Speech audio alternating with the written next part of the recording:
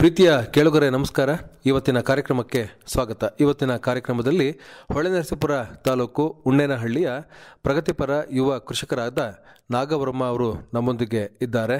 ಅನೇಕ ತರಹದ ಬೆಳೆಗಳನ್ನು ಬೆಳೆದುಕೊಳ್ತಾರೆ. ಅದರ ಜೊತೆಗೆ ಸಮಗ್ರ ಕೃಷಿಯಲ್ಲೂ ಕೂಡ ಅವರು ನಿರತರಾಗಿದ್ದಾರೆ. ಜೇನು ಸಾಕಾಣಿಕೆಯನ್ನು ಮಾಡ್ತಾರೆ, ಹಸುಗಳ ಸಾಕಾಣಿಕೆಯನ್ನು ಮಾಡ್ತಾರೆ, ಕುರಿ ಸಾಕಾಣಿಕೆಯನ್ನು ಮಾಡ್ತಾರೆ, ರಸಮೇವಿನ ಉತ್ಪಾದನೆಯಲ್ಲಿ ತಮ್ಮನ್ನು ತಾವು ತೊಡಗಿಸಿಕೊಂಡಿದ್ದಾರೆ. ಉತ್ತಮವಾದಂತಹ ಬೆಳೆಯನ್ನು ಬೆಳೆದುಕೊಂಡು ಕೃಷಿಯಿಂದಲೇ ಜೀವನವನ್ನು ಕಟ್ಟಿಕೊಂಡಿರ್ತಕ್ಕಂಥವರು. ಅವರ ಸಮಗ್ರ ಕೃಷಿ ಬದುಕಿನ ಅನುಭವಗಳು ಹೇಗಿದ್ದಾವೆ ಅನ್ನುವಂಥದ್ದನ್ನು ಈಗ ಅವರಿಂದನೇ ನಾವು ಕೇಳಿ ತಿಳಿದುಕೊಳ್ಳೋಣ. ನಮಸ್ಕಾರ ನಾಗವರ್ಮ ಅವ್ರಿಗೆ. ನಮಸ್ಕಾರ ಸರ್. ನಿಮ್ಮ ಪರಿಚಯವನ್ನು ಮಾಡ್ಕೊಳ್ಳಿ. ನನ್ನ ಹೆಸರು ನಾಗವರ್ಮ ಅಂತ, ಉಣ್ಣೇನಹಳ್ಳಿ ಗ್ರಾಮ, ಹೊಳೆನರಸೀಪುರ ತಾಲೂಕು, ಹಾಸನ ಡಿಸ್ಟಿಕ್ಕು. ನಮ್ಮ ತಂದೆಯವರು ಮೂಲ ವ್ಯವಸಾಯಗಾರರಯ್ಯ. ನಾನು ಒಂದು SSLC ಮುಗಿಸ್ಬಿಟ್ಟು ನಾನು ಇನ್ನು ವ್ಯವಸಾಯ ಮಾಡೋಣ ಅಂತ ಅಂದ್ಬಿಟ್ಟು, ಬೇರೆ ಕಡೆ ಹೋಗೋದು ಬೇಡ, ವ್ಯವಸಾಯ ಮಾಡೋಣ ಅಂತ ಅಂದ್ಬಿಟ್ಟು ವ್ಯವಸಾಯಕ್ಕೆ ಬಂದೆ ನಾನು. ವ್ಯವಸಾಯವನ್ನು ಮಾಡ್ತಾ ಇದ್ದೀರಾ? ಎಲ್ಲಿವರೆಗೆ ಓದಿದ್ರಿ ನೀವು? SLC ಮುಗಿದು PUC ಹೋಗಿದ್ದೆ ಸರ್. ನಾವು PUC ಇನ್ಕಂಪ್ಲೀಟ್ ಆಗಿದೆ.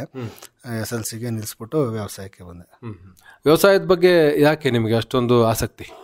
ವ್ಯವಸಾಯದ ಬಗ್ಗೆ ಆಸಕ್ತಿ ಅಂತ ಅಂದರೆ, ನಾನು ಹುಟ್ಟು ಬೆಳೆದಿದ್ದೆಲ್ಲ ಹಳ್ಳಿಲೇ. ಆಮೇಲೆ ನಮ್ಮ ತಂದೆಯವರೆಲ್ಲ ವ್ಯವಸಾಯ ಮಾಡಿದ್ದೆಲ್ಲ ನೋಡಿದೆ ನಾನು. ಆಮೇಲೆ ನನಗೊಂದು ಸ್ವಲ್ಪ ಓದೋ ಕಡೆಗೆ ಏನಂತ ಇಂಟ್ರೆಸ್ಟ್ ಏನು ಬರಲಿಲ್ಲ, ವ್ಯವಸಾಯದ ಕಡೆ ಇಂಟ್ರೆಸ್ಟ್ ಬಂತು ನನಗೆ. ಅದಕ್ಕೆ ವ್ಯವಸಾಯನೇ ಮೂಲ ಕಸುಬಾಗಿ ಮಾಡ್ಕೊಳ್ಳೋಣ ಅಂತ ಅಂದ್ಬಿಟ್ಟು ಮಾಡ್ಕೊತೆ.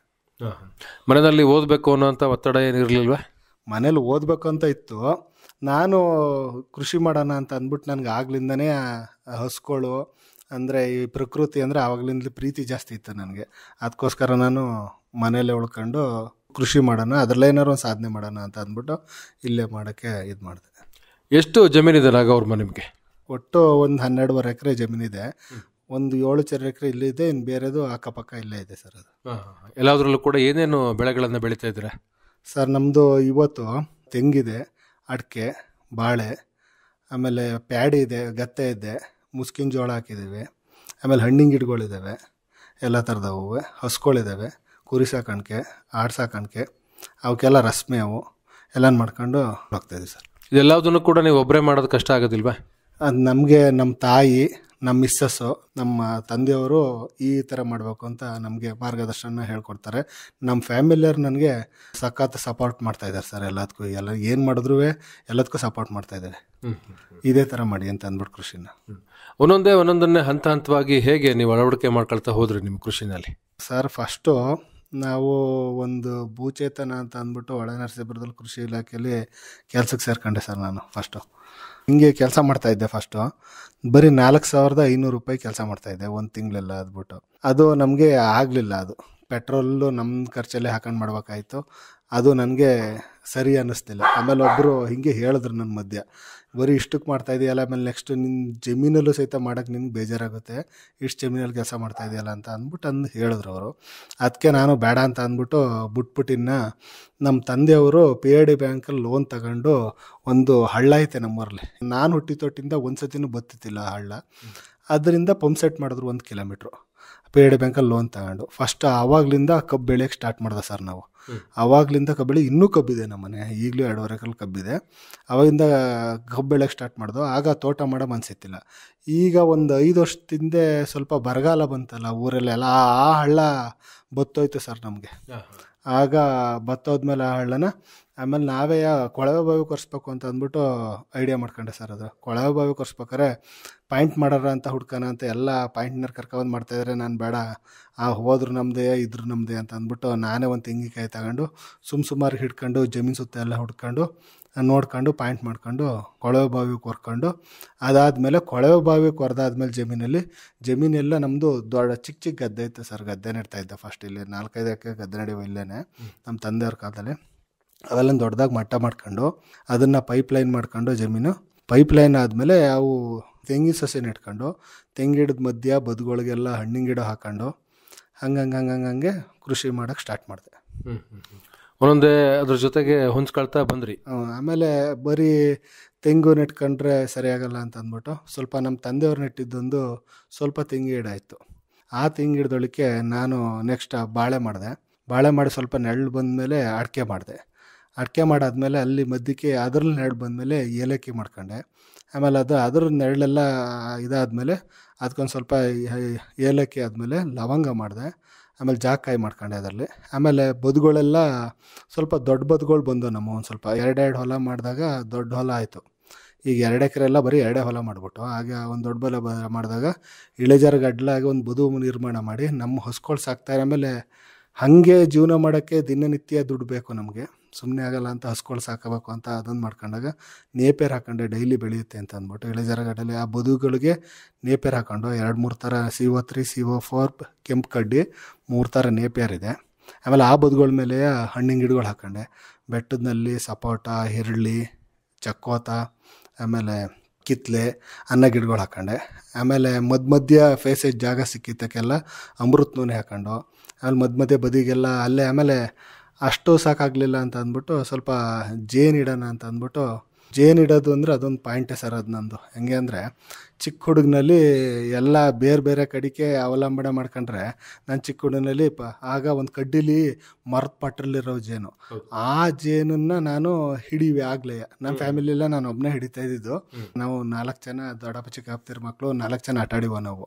ನಮ್ಮ ಅಣ್ಣ ಅಣ್ಣದಿರು 3 ಜನ, ನನಗೆ ನನ್ನ ತಮ್ಮ ಎಲ್ಲ ಹೋದಾಗ ನಾನೇ ಜೇನು ಹಿಡಿತಾ ಇದ್ದೆ. ನಾವು ಫಸ್ಟು ಒಂದು ಬ್ಯಾಗ್ದಾಗ ಕವರ್ ಕೈ ಹಾಕೊಂಡು ಹಿಡಿಯೋ, ಸಿಕ್ಕಾಪಟ್ಟೆ ಕಡಿಯೋವು, ಆರು ತುಪ್ಪ ನೆಕ್ಕೊಂಡು ಬರೆಯುವ ನಾವು. ಅದೊಂದು ಮನಸ್ಸಲ್ಲಿದ್ದಾಗ ಈ ನಮ್ಮೂರಲ್ಲಿ ಹೊಯ್ಸಳೆ ಸಪ್ಪಾಜಿ ಅನ್ನೋರು ಒಬ್ರು ಒಂದ್ಸತಿ ಕಂದ್ಲಿಯಿಂದ ಒಂದಿನದ ಜೇನು ತರಬೇತಿಯ ಕರ್ಕೊಬಂದು ಇಲ್ಲಿ ನಮ್ಮೂರೊಳಗೆ ಟ್ರೈನಿಂಗ್ ಕೊಡಿಸಿದ್ರು. ಆ ಟ್ರೈನಿಂಗ್ ಕೊಡಿಸಿದ್ಮೇಲೆ ಒಂದು ಪೆಟ್ಟಿಗೆ ಎಲ್ಲರಿಗೂ ಫ್ರೀಯಾಗಿ 1200 ರೂಪಾಯಿಲಿ 600 ರೂಪಾಯಿ ಕಟ್ಟಿಸ್ಕೊಂಡು ಪೆಟ್ಟಿಗೆ ಕೊಟ್ಟರು, ಖಾಲಿ ಪೆಟ್ಟಿಗೆ. ನಾನಲ್ಲಿ ರಾಕ್ಷಿ ಬೇಲಿ ಒಳಗೊಂದು ಜೇನಿತ್ತು, ಅದನ್ನು ನಾನೇ ಆಗಿ ಇಲ್ಲಿ ಟ್ರೈನಿಂಗ್ ತಗೊಂಡಿದ್ಮೇಲೆ ಹಿಡ್ಕೊಬಂದು ಕೂರಿಸ್ಕೊಂಡು ಸ್ಟಾರ್ಟ್ ಮಾಡಿದೆ. ಫಸ್ಟು ಜೇನು ಒಂದು ಪೆಟ್ಟಿಗೆಯಿಂದ ಸ್ಟಾರ್ಟ್ ಮಾಡಿ ಈಗ 45-50 ಪೆಟ್ಟಿಗೆ ಗಂಟ ರೀಚ್ ಮಾಡಿ ಇಟ್ಟಿದ್ದೀನಿ ಸರ್. ಈಗ ಹಂಗೆ ಮಾಡ್ತಾಯಿದ್ದೀನಿ, ಕೃಷಿ ಮಾಡ್ತಾಯಿದ್ದೀವಿ. ಕಬ್ಬನ್ನ ಎಷ್ಟು ಎಕರೆನಲ್ಲಿ ಬೆಳಿತೀರ ನಾಗವರ್ಮ? ಸರ್ ಫಸ್ಟು ಕಬ್ಬು ಒಂದು 250-300 ಟನ್ ಗಂಟ 4-5 ಎಕರೆಲಿ ಕಬ್ಬಿರೋದು ನಮ್ಮದು. ಈಗ ಅದು ಕಮ್ಮಿ ಮಾಡ್ಬಿಟ್ಟು ತೋಟ ಮಾಡಿದ್ದೀನಿ. ಈಗ ಅಲ್ಲಿ 1/4 ಎಕರೆ, ಇನ್ನೊಂದು ಎಕರೆ, 2 ಎಕರೆ 10 ಕ್ವಿಂಟಲ್ ಕಬ್ಬಿದೆ. ಕಬ್ಬು ಹಾಕಿ ಎಷ್ಟು ವರ್ಷ ಆಯಿತು ಸರ್? ಕಬ್ಬು ಹಾಕಿ ನಾವು ಸುಮಾರಲ್ಲೇ ಒಂದು 10-15 ವರ್ಷದಿಂದ ಕಬ್ಬು ರನ್ನಿಂಗಲ್ಲೇ ಇದೆ ಸರ್. ಈಗ ಕೀಳೋದು ಹೊಸ್ದಾಗಿ ಹಾಕೋದು, ಒಂದು 5 ಕುಳೆ ಬೆಳಿತೀವಿ, ತಿರ್ಗಾ ಕೀಳೋದು ಹೊಸ್ದಾಗಿ ಹಾಕೋದು, ಹಂಗೆ ಬಂದಿದೆ ಸರ್. ಈಗ ರೊಟೇಟ್ ಮಾಡ್ತಾ ಇದೀವಿ ಅದನ್ನು. ನಿಮ್ಮ ಕಬ್ಬಿನ ತೋಟದಲ್ಲಿ ನಿಂತು ನೋಡಿದರೆ ಸುತ್ತಮುತ್ತ ಏನು ಕಬ್ಬಿದೆಯೋ ಅದಕ್ಕಿಂತಲೂ ಕೂಡ ಸ್ವಲ್ಪ ಚೆನ್ನಾಗಿರೋ ಅಂಥದ್ದು, ಒಳ್ಳೆ ಬೆಳೆ ಬಂದಿದೆ, ಚೆನ್ನಾಗಿದೆ. ಏನೇನು ಕೆಲಸ ಮಾಡ್ತೀರಾ ಅದಕ್ಕೆ? ನಾನು ಕಳ್ಸರಿ ಗಂಟ ಬರೀ ಆ ತರಗ ಇದು ಮಾಡಿವೆ, ನಾನು ಬೆಂಕಿ ಹಾಕ್ತಾ ಇತ್ತಿಲ್ಲ. ಅದ್ರ ಮೇಲೆ ರೊಟೆಕ್ಟ್ ಮಾಡಿಬಿಟ್ಟು ತರ್ಗ 2 ಲೈನ್ ಬಿಟ್ಬಿಟ್ಟು 2 ಲೈನ್ ಬಿಟ್ಬಿಟ್ಟು ಅದನ್ನಲ್ಲೇ ಕರಗಿಸಿವೆ ನಾವು, ಜೀವಾಮೃತ ಎಲ್ಲ ಹಾಕ್ಬಿಟ್ಟು. ಆಮೇಲೆ ಉಕ್ಕೆ ಹೊಡೆದ್ಬಿಟ್ಟು ಗೊಬ್ಬರ ಹಾಕಿವಿ, ಅಂಗಡಿ ಗೊಬ್ಬರವ. ಆಮೇಲೆ ಈ ಸತಿ ಏನು ಮಾಡಿದೆ ಅಂದರೆ ಬರೀ ಮನೆ ಗೊಬ್ಬರ ಹಾಕ್ಬಿಟ್ಟು ಜೀವಾಮೃತ ಹಾಕ್ಬಿಟ್ಟು ಉಳಿಸ್ಬಿಟ್ಟು ಕೈ ನಿಲ್ಲಿಸ್ಬಿಟ್ಟೆ. ಒಂದು ಸತಿ ಎಲ್ಲಾರ ಫುಲ್ ಸಾವಯವ ಮಾಡಬೇಕು ಅಂತ ಪೂರ್ತಿ 2/4 ಎಕರೆನೂ ಸಾವಯವ ಮಾಡಿಬಿಟ್ಟೆ ಸರ್ ಈ ಸತಿ ಕಬ್ಬು. ಅದೊಂದು ಮಾಡಿದ್ದೀನಿ. ಈಗ ಸಾವಯವ ಒಂದೇ ವರ್ಷಕ್ಕೆ ಚೆನ್ನಾಗಾಗಿದೆ ಅಲ್ವಾ? ಆಗಿದೆ ಸರ್. ಯಾಕಂದ್ರೆ ನಮ್ಮದು ಕನ್ವರ್ಟೆಡ್ ಆಯ್ತಾಯ್ತು. ನಾನು ಹಿಂದ್ಲಿಂದನೂ ಮನೆ ಗೊಬ್ಬರ ಹಾಕೊಂಡು ಜೀವಾಮೃತ ಬಳಸ್ಕೊಂಡು ಬರ್ತಾ ಇದ್ನಲ್ಲ, ಗೊಬ್ಬರ ಕಮ್ಮಿ ಮಾಡಬಿಟ್ಟೆ ಫುಲ್ಲು. ಹಂಗಾಗಿ ಅದು ಹೊಂದ್ಕೊಂಡಿದೆ ಸರ್. ಅದು ಕಬ್ಬಿನ ಕಟಾವು ಯಾವಾಗ ಆಗುತ್ತೆ? ಕಟಾವು ಆದಮೇಲೆ ಅದಕ್ಕೆ ಏನೇನು ಕೆಲಸ ಮಾಡ್ತೀರಾ ವಿವರವಾಗಿ ಹೇಳಿ ಸರ್. ಅದು ಕಬ್ಬು 12 ತಿಂಗಳು ಬೇಕು ಕಟಾವಾಗೋಕ್ಕೆ. ಅದು ಕಟ್ ಮಾಡಿ 12 ತಿಂಗಳು ಬೇಕು ನೆಕ್ಸ್ಟ್ ಇನ್ನು ಕಟಾವು ಮಾಡೋಕ್ಕೆ. ನಾವು ಕಬ್ಬು ಮುರಿದಾದ್ಮೇಲೆ ತರಗ ಬರುತ್ತೆ ನಮಗೆ. ಕಬ್ಬು ಮುರಿಕೊಂಡು ಹೊರಗೆ ಬಂದಾದ್ಮೇಲೆ ತರಗು ನಾವು ಅದನ್ನು ಇದು ಮಾಡೋಕ್ಕೋಗಲ್ಲ. ಇದು ಬೆಂಕಿ ಇಟ್ಬಿಟ್ರೆ 10 ನಿಮಿಷದ ಕೆಲಸ ಪೂರ್ತಿ ಉರಿದೋಗುತ್ತೆ. ಅದು ನಾವು ಆ ಥರ ಬೆಂಕಿ ಹಾಕೋಕ್ಕೋಗಲ್ಲ ಜಮೀನಲ್ಲಿ. ಈ ಸತಿ ಹೆಂಗೆ ಮಾಡಿದೆ ಅಂದರೆ ಅಲ್ಲೇ ಕೊಳ್ಸೋಣ ಅಂತ ಪೂರ್ತಿ ಎಲ್ಲೂ ಒಂದು ಕಡ್ಡಿನೇ ತಗೊಳ್ಳಿಲ್ಲ, ಅಲ್ಲೇ ಕೊಳಿಸ್ತೆ ಸರ್. ಫುಲ್ ಪೂರ್ತಿಯ ಜಟ್ಟು ಹೊಡಿಯೋದು, ಅದ್ರ ಮೇಲೆ ಜೀವಾಮೃತ ಹುಯ್ಯೋದು, ಗಂಜಾ ಹುಯ್ಯೋದು, ಜೀವಾಮೃತ ಹುಯ್ಯೋದು, ಜೊಟ್ಟೆ ಹೊಡೆಯೋದು, ಬರೀ ಅದೇ ಕೆಲಸ ಸರ್. ಚಿಕ್ಕದಲ್ವಾ, ಒಂದು 10-12 ಜಟ್ಟು ಫಿಕ್ಸ್ ಮಾಡೋದು, ಅದ್ರ ಮೇಲೆ ಗಂಜಾ ಹೂದು ಅಲ್ಲೇ ಕೊಳಿಸ್ತು. ಅದಾದಮೇಲೆ ನೆಕ್ಸ್ಟು ಉಕ್ಕೆ ಹೊಡೆಯೋಕ್ಕೆ ಸ್ಟಾರ್ಟ್ ಮಾಡಿದೆ. ಒಂದು ಅರ್ಧ ಅಡಿ 3/4 ಅಡಿ ಬೆಳೆದ್ಮೇಲೆ ಉಕ್ಕೆ ಸ್ಟಾರ್ಟ್ ಮಾಡ್ದು. ಉಕ್ಕೆ ಹೊಡೆಯೋದು, ಜೊಟ್ಟು ಹೊಡೆಯೋದು ಅಷ್ಟೇ ಮಾಡ್ದು. ಆಮೇಲೆ ಸ್ವಲ್ಪ ಸುತ್ಕೊಳ್ಳೋಕೆ ಸ್ಟಾರ್ಟ್ ಆಯಿತು. ಅಲ್ಲಲ್ಲೇ ಸುತ್ಸಿ ಅದೇ ಬಿಟ್ಬಿಟ್ಟು ಉಂಡೆ ಹಂಗೆ ಬಿಟ್ಟು ಹರಗಿಸಿ ತರ್ಗ ಅಲ್ಲಲ್ಲೇ ಬಿಟ್ಟೆ ಅದನ್ನು. ನೆಕ್ಸ್ಟ್ ಅದಾದಮೇಲೆ ಇನ್ನು ಜೀವಾಮೃತವ ಹೊಡೆಯೋಕ್ಕೆ ಸ್ಟಾರ್ಟ್ ಮಾಡಿದೆ. ಜೀವಾಮೃತ ಹಾಕಿ ಭೂಮಿಗೆ ಕಬ್ಬಿಂದ ಇದು ಮಾಡಿದೆ. ಆಮೇಲೆ ನೆಕ್ಸ್ಟ್ ಇನ್ನು ರೈನ್ ಗನ್ ಹಾಕೋಕ್ಕೆ ಸ್ಟಾರ್ಟ್ ಮಾಡಿದೆ. ಇನ್ನು 3-4 ತಿಂಗಳಾದಮೇಲೆ ಗೊಬ್ಬರ ಒಂದು ಸತಿ ಮಂಕಾಗಿತ್ತು, ಅಂದರೆ ಬೋರ್ ನೀರು ಇತ್ತು, ಜೀವಾಮೃತನೂ ಇತ್ತು, ಎರೆಮಣ್ಣಲ್ವ ಸ್ವಲ್ಪ ನಮ್ಮದು, ಹಂಗಾಗಿ ತಡ್ಕತ್ತದು. ತಂದೀಗ 3 ಸ್ಟೇಜಿಗೆ ಬಂದು ನಿಂತಿದೆ ಸರ್ ಕಬ್ಬು. ಯಾವ ತಿಂಗಳಲ್ಲಿ ಸಾಮಾನ್ಯವಾಗಿ ಕಟಾವು ಮಾಡೋದು ಕಬ್ಬನ್ನ? ಸರ್ ನಾವು ಜೂನ್ ತಿಂಗಳಿಗೆ ಹಾಕ್ತಿವಿ, ನೆಕ್ಸ್ಟ್ ಜೂನ್ ತಿಂಗಳಿಗೆ ಕಟಾವ್ ಮಾಡಬೇಕು. ನಮ್ಮನ್ನೆಲ್ಲ ಸ್ವಲ್ಪ ಶೀತ ಅದು, ಯಾಕಂದ್ರೆ ಮಳೆ ಹೋದ್ರೆ ಚಾನಲ್ ನೀರು ಬಿಟ್ರೆ ಬರಲ್ಲ ಅಲ್ಲಿ. ನಾವು ಬೇಸಿಗೆ ಫೆಬ್ರವರಿ ಮಾರ್ಚ್ಗೆ ಹಾಕತ್ತೀವಿ, ಜನವರಿ ಫೆಬ್ರವರಿಗೆ ಮುರಿಸ್ತೀವಿ. ಹೋಸತಿ ಜ್ಯೂಸು ಕೊಟ್ಟಿದ್ದು 2,500 ರೂಪಾಯಿ ನಂಗೆ ಕಬ್ಬ ಈ ತಿಂಗಳಲ್ಲೇ ಜ್ಯೂಸು ಕೊಟ್ಟಿದ್ದು. ಈ ಸತಿ ಇದೇ ತಿಂಗಳಿಗೆ ಬಂದಿದೆ. ಈ ಸತಿ ಮಳೆಗಾಲ ಇಲ್ಲ, ನೀರು ಹೊಡೆದು ಕಬ್ಬು ಬದುಕ್ಸ್ಕೊಂಡಿದೀವಿ. ಅದು ಹಾಕಿತ್ತವಿಂದಲೂ ಮಳೆನೇ ಇಲ್ಲ ಸರ್, ಅದು ಕಟಾವು ಮಾಡಿ ತೊಟ್ಟಿಂದನೂ ನೀರು ಹೊಡೆದೇ ಬದುಕ್ಸ್ಕೊಂಡಿದೀವಿ. ಈಗ ತಾಗಿ ಫ್ಯಾಕ್ಟ್ರಿಗೆ ಮುರಿಯಕ್ಕೆ ಬಂದು ಕೇಳ್ತಾ ಇದ್ದಾರೆ, ಫ್ಯಾಕ್ಟ್ರಿಗೆ ಆಮೇಲೆ ಅಲೆಮನೆಯವರು ಕೇಳ್ತಾ ಇದ್ದಾರೆ ಸಾವಯವದಲ್ಲಿ ಐತೆ ಅಂತ ಅಂದ್ಬಿಟ್ಟು. ಎರಡರಲ್ಲಿ ನೋಡ್ಬಿಟ್ಟು ಯಾವ್ದಕ್ಕಾರ ಒಂದು ಕೊಡ್ಬೇಕು ಸರ್. ಈಗ ಅದಕ್ಕೆ ಗೊಬ್ಬರ ಗೋಡು ಈ ಥರದ್ದೆಲ್ಲ ಯಾವ್ಯಾವ ಸಂದರ್ಭದಲ್ಲಿ ಎಷ್ಟೆಷ್ಟು ಕೊಡಬೇಕಾಗುತ್ತೆ ಸರ್? ಗೊಬ್ಬರದಲ್ಲೇ ಬೆಳಿಬೇಕು ಅಂತ ಅಂದರೆ ಫಸ್ಟು ನಾವು ಕಬ್ಬು ಸುಟ್ಟ ಇಲ್ಲ ಕರ್ಗಕ್ಕೆ ಸ್ಟಾರ್ಟ್ ಮಾಡ್ತೀವಲ್ಲ, ಅದು ಕರ್ಗ ಸ್ಟಾರ್ಟ್ ಮಾಡಿದ್ಮೇಲೆ ಮುರ್ದೇಟ್ಗೆ ಸ್ಪ್ರಿಂಕ್ಲರ್ ಹಾಕ್ಬಿಟ್ಟು ಅರೆಗೆ ಫಸ್ಟು ಯೂರಿಯಾ ಉದುರಿಸ್ಬಿಡ್ತೀವಿ. ಫಸ್ಟು ಗೊಬ್ಬರದಲ್ಲಿ ಬೆಳಿಬೇಕಾದಾಗ ಫಸ್ಟ್ ಯೂರಿಯಾ ಉದುರ್ಸಾದ್ಮೇಲೆ ಅದು ಚೆನ್ನಾಗಿ ಕರ್ಗೋಗುತ್ತೆ. ಅದು ಜಟ್ಟು ಹೊಡಿತಾ ಇರ್ತೀವಲ್ಲ, ನೀರಾಗಿ ಹಾಯ್ಸಕ್ಕೆ ಹೋಗಲ್ಲ ನಾವು, ಆಗ ಹಾಯ್ಸಕ್ಕೆ ಹೋದ್ರೆ ಸರಗೋದಿಲ್ಲ ಅದು. ಜಟ್ಟು ಹೊಡಿಬೇಕಾದ್ರೆ ಯೂರಿಯಾ ಹಾಕ್ತೀವಿ. ಫಸ್ಟ್ ಮುರ್ದೇಡ್ಕೆ ಒಂದು 8 ದಿನಕ್ಕೆ ಯೂರಿಯಾ ಹಾಕ್ತೀವಿ, 8ರಿಂದ 10 ದಿನಕ್ಕೆ. ಅದಾದ್ಮೇಲೆ ನೆಕ್ಸ್ಟ್ ಇನ್ನು ಉಕ್ಕೆ ಹೊಡೆಯಕ್ಕೆ ಬರ್ತೀವಿ. ಇನ್ನು ಆಗ ಒಂದು ಸ್ವಲ್ಪ ಮಿಕ್ಸ್ ಮಾಡ್ತೀವಿ, ಸೂಪರು, ಪೊಟ್ಯಾಶು, ಯೂರಿಯಾ 3 ಮಿಕ್ಸ್ ಮಾಡ್ತೀವಿ. ಎಷ್ಟು ಒಂದು 6 ಚೀಲ ತಂದರೆ ಒಂದು 4 ಚೀಲ ಸೂಪರು, 1 ಚೀಲ ಯೂರಿಯಾ, 1 ಚೀಲ ಪೊಟ್ಯಾಶ್ ಹಾಕ್ತೀವಿ ಫಸ್ಟು. ಅದು 2ನೇ ಕೋಟ ಗೊಬ್ಬರ ಆಯಿತು. ನೆಕ್ಸ್ಟ್ ಉಕ್ಕೆ ಹೊಡಿತೀವಿ, ನೀರು ಹಾಯಿಸ್ತೀವಿ. ಫಸ್ಟು ಯೂರಿಯಾ ಹಾಕಿರ್ತೀವಿ 10 ದಿನಕ್ಕೆ. ನೆಕ್ಸ್ಟ್ 1 ತಿಂಗಳಿಗೆ ಸೂಪರು, ಪೊಟ್ಯಾಶು, ಯೂರಿಯಾ ಹಾಕ್ತೀವಿ. ನೆಕ್ಸ್ಟ್ ಇನ್ನೊಂದು ತಿಂಗಳಿಗೆ ತಿರ್ಗಾ ಗೊಬ್ಬರಕ್ಕೆ ಬರ್ತೀವಿ. ಆವಾಗಲೂ ಸೂಪರು, ಪೊಟ್ಯಾಶ್ ನಾನು ಅಷ್ಟೇ ಹಾಕೋದು. ನಾನು ಯಾಕಂದರೆ ಸೂಪರ್ ಅಂಶ ಭೂಮಿಗೆ ಬೀಳಬೇಕು, ಪಟಾಂಶ ಬೇಕು ಅಂತ ಅಂದ್ಬಿಟ್ಟು ಆಗ 4 ಚೀಲ ಪೊಟ್ಯಾಶು, 2 ಚೀಲ ಯೂರಿಯಾ, 3 ಚೀಲ ಸೂಪರ್ ಹಾಕ್ತೀನಿ. ನೆಕ್ಸ್ಟು ಯಾಕಂದರೆ ತೂಕ ಬರ್ಬೇಕು, ನನಗೆ ತೂಕ ಬರಲಿ ಅಂತ ಅಂದ್ಬಿಟ್ಟು ಪೊಟ್ಯಾಶ್ ಅಂಶ ಜಾಸ್ತಿ ಮಾಡ್ತೀನಿ. ನೆಕ್ಸ್ಟ್ ಇನ್ನೊಂದು ಸತಿಗೆ ಏನು ಮಾಡ್ತೀನಿ ಅಂದರೆ ಒಂದು ಕಾಂಪ್ಲೆಕ್ಸ್ ತಗೋತೀನಿ. ಕಾಂಪ್ಲೆಕ್ಸ್ ಜೊತೆಗೆ 3ನೇ ಕೊಟ್ಟಕ್ಕೆ ಕಾಂಪ್ಲೆಕ್ಸ್ ಮಿಕ್ಸ್ ಮಾಡ್ಬಿಟ್ಟು ಉಪ್ಪು ಹಾಕ್ಬಿಡ್ತೀವಿ. ಕೊನೆ ಸತಿ ಹಾಕ್ಬಿಟ್ಟಿನ ಇನ್ನು ನೀರು ಕಟ್ಟಕ್ಕೆ ಸ್ಟಾರ್ಟ್ ಮಾಡ್ತೀವಿ ಸರ್. ಇನ್ನು ಸ್ಪ್ರಿಂಕ್ಲರ್ ಹೊಡೆಯೋಕ್ಕಾಗಲ್ಲ ನಮಗೆ. ಇನ್ನು ನೀರು ಕಟ್ತೀವಿ, ನೀರು ತುಂಬ್ಕೊಂಡು ಸುತ್ತಪಟ ಮಾಡ್ತೀವಿ. ತುಂಬ್ಕೊಂಡು ಅದೇ ಬಂದು ಹಾಯ್ಕೊಂಡು ಬರುತ್ತದು. ಆಮೇಲೆ ನೆಕ್ಸ್ಟ್ ಇನ್ನು ನೀರು ನೋಡ್ಕೊಳ್ಳೋದು, ಇನ್ನು ತೋಡ ಹೊಡಿದಂಗೆಲ್ಲ ಸುತ್ತ ನೋಡ್ಕೊಂಡು ಅದು ಎಲ್ಲ ಸುತ್ತ ಕ್ಲೀನ್ ನೋಡ್ಕೊಂಡು ತೋಡ ಹೊಡಿದಂಗೆ ಮಾಡ್ಕೊಂಡು ಆಮೇಲೆ ಇನ್ನು ಕಬ್ಬಿಗೆ ನೀರು ಕಟ್ಕೊಂಡು ಹೋದರೆ ಇನ್ನು ಕಟಾವ್ ಸ್ಟೇಜಿಗೆ ಬರುತ್ತೆ.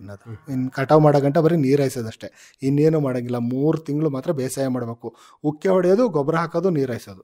ಉಕ್ಕೆ ಹೊಡೆಯೋದು, ಗೊಬ್ಬರ ಹಾಕೋದು, ನೀರು ಹಾಯಿಸೋದು. 3 ತಿಂಗಳು ಬೇಸಾಯ ಮಾಡಿದ್ರೆ ಕಬ್ಬಿಗೆ ವರ್ಷ ಇನ್ನು ನೀರು ಹಾಯಿಸಿದ್ರು ಸಾಕು, ಇನ್ನು ಕಬ್ಬು ಬಂದ್ಬಿಡುತ್ತೆ ಸರ್. ಅದು ತೋಡಗಳು ಒದ್ರೆ ಅಥವಾ ಹೊಡೆದ್ರೆ ಏನು ಸಮಸ್ಯೆ ಆಗುತ್ತೆ? ತೋಡ ಹೊಡೆದ್ರೆ ಸರ್ ನಮಗೆ ಇಳುವರಿ ಕಮ್ಮಿ ಬರುತ್ತೆ. ಆಮೇಲೆ ಇನ್ನೊಂದು ವಿಚಾರ ಅಂದರೆ ನಮಗೆ ಗುಣಿ ಎಲ್ಲ ಇರಬೇಕು ಕಬ್ಬಲ್ಲಿ. ಅರೆ ಬಕ್ಲು ಬಂದ್ರೆ ನಮಗೆ ಇಳುವರಿ ತೊಂದರೆ ಆಗುತ್ತೆ, ನಮಗೆ ಇಳುವರಿ ಕೊಂಚಲಿ ಆಗ್ಬಿಡುತ್ತೆ.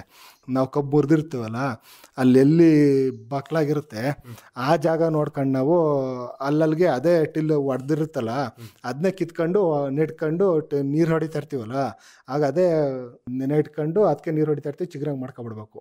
ಆಗ ನಮ್ಗೆ ಇಳುವರಿ ತಗೋಬೋದು.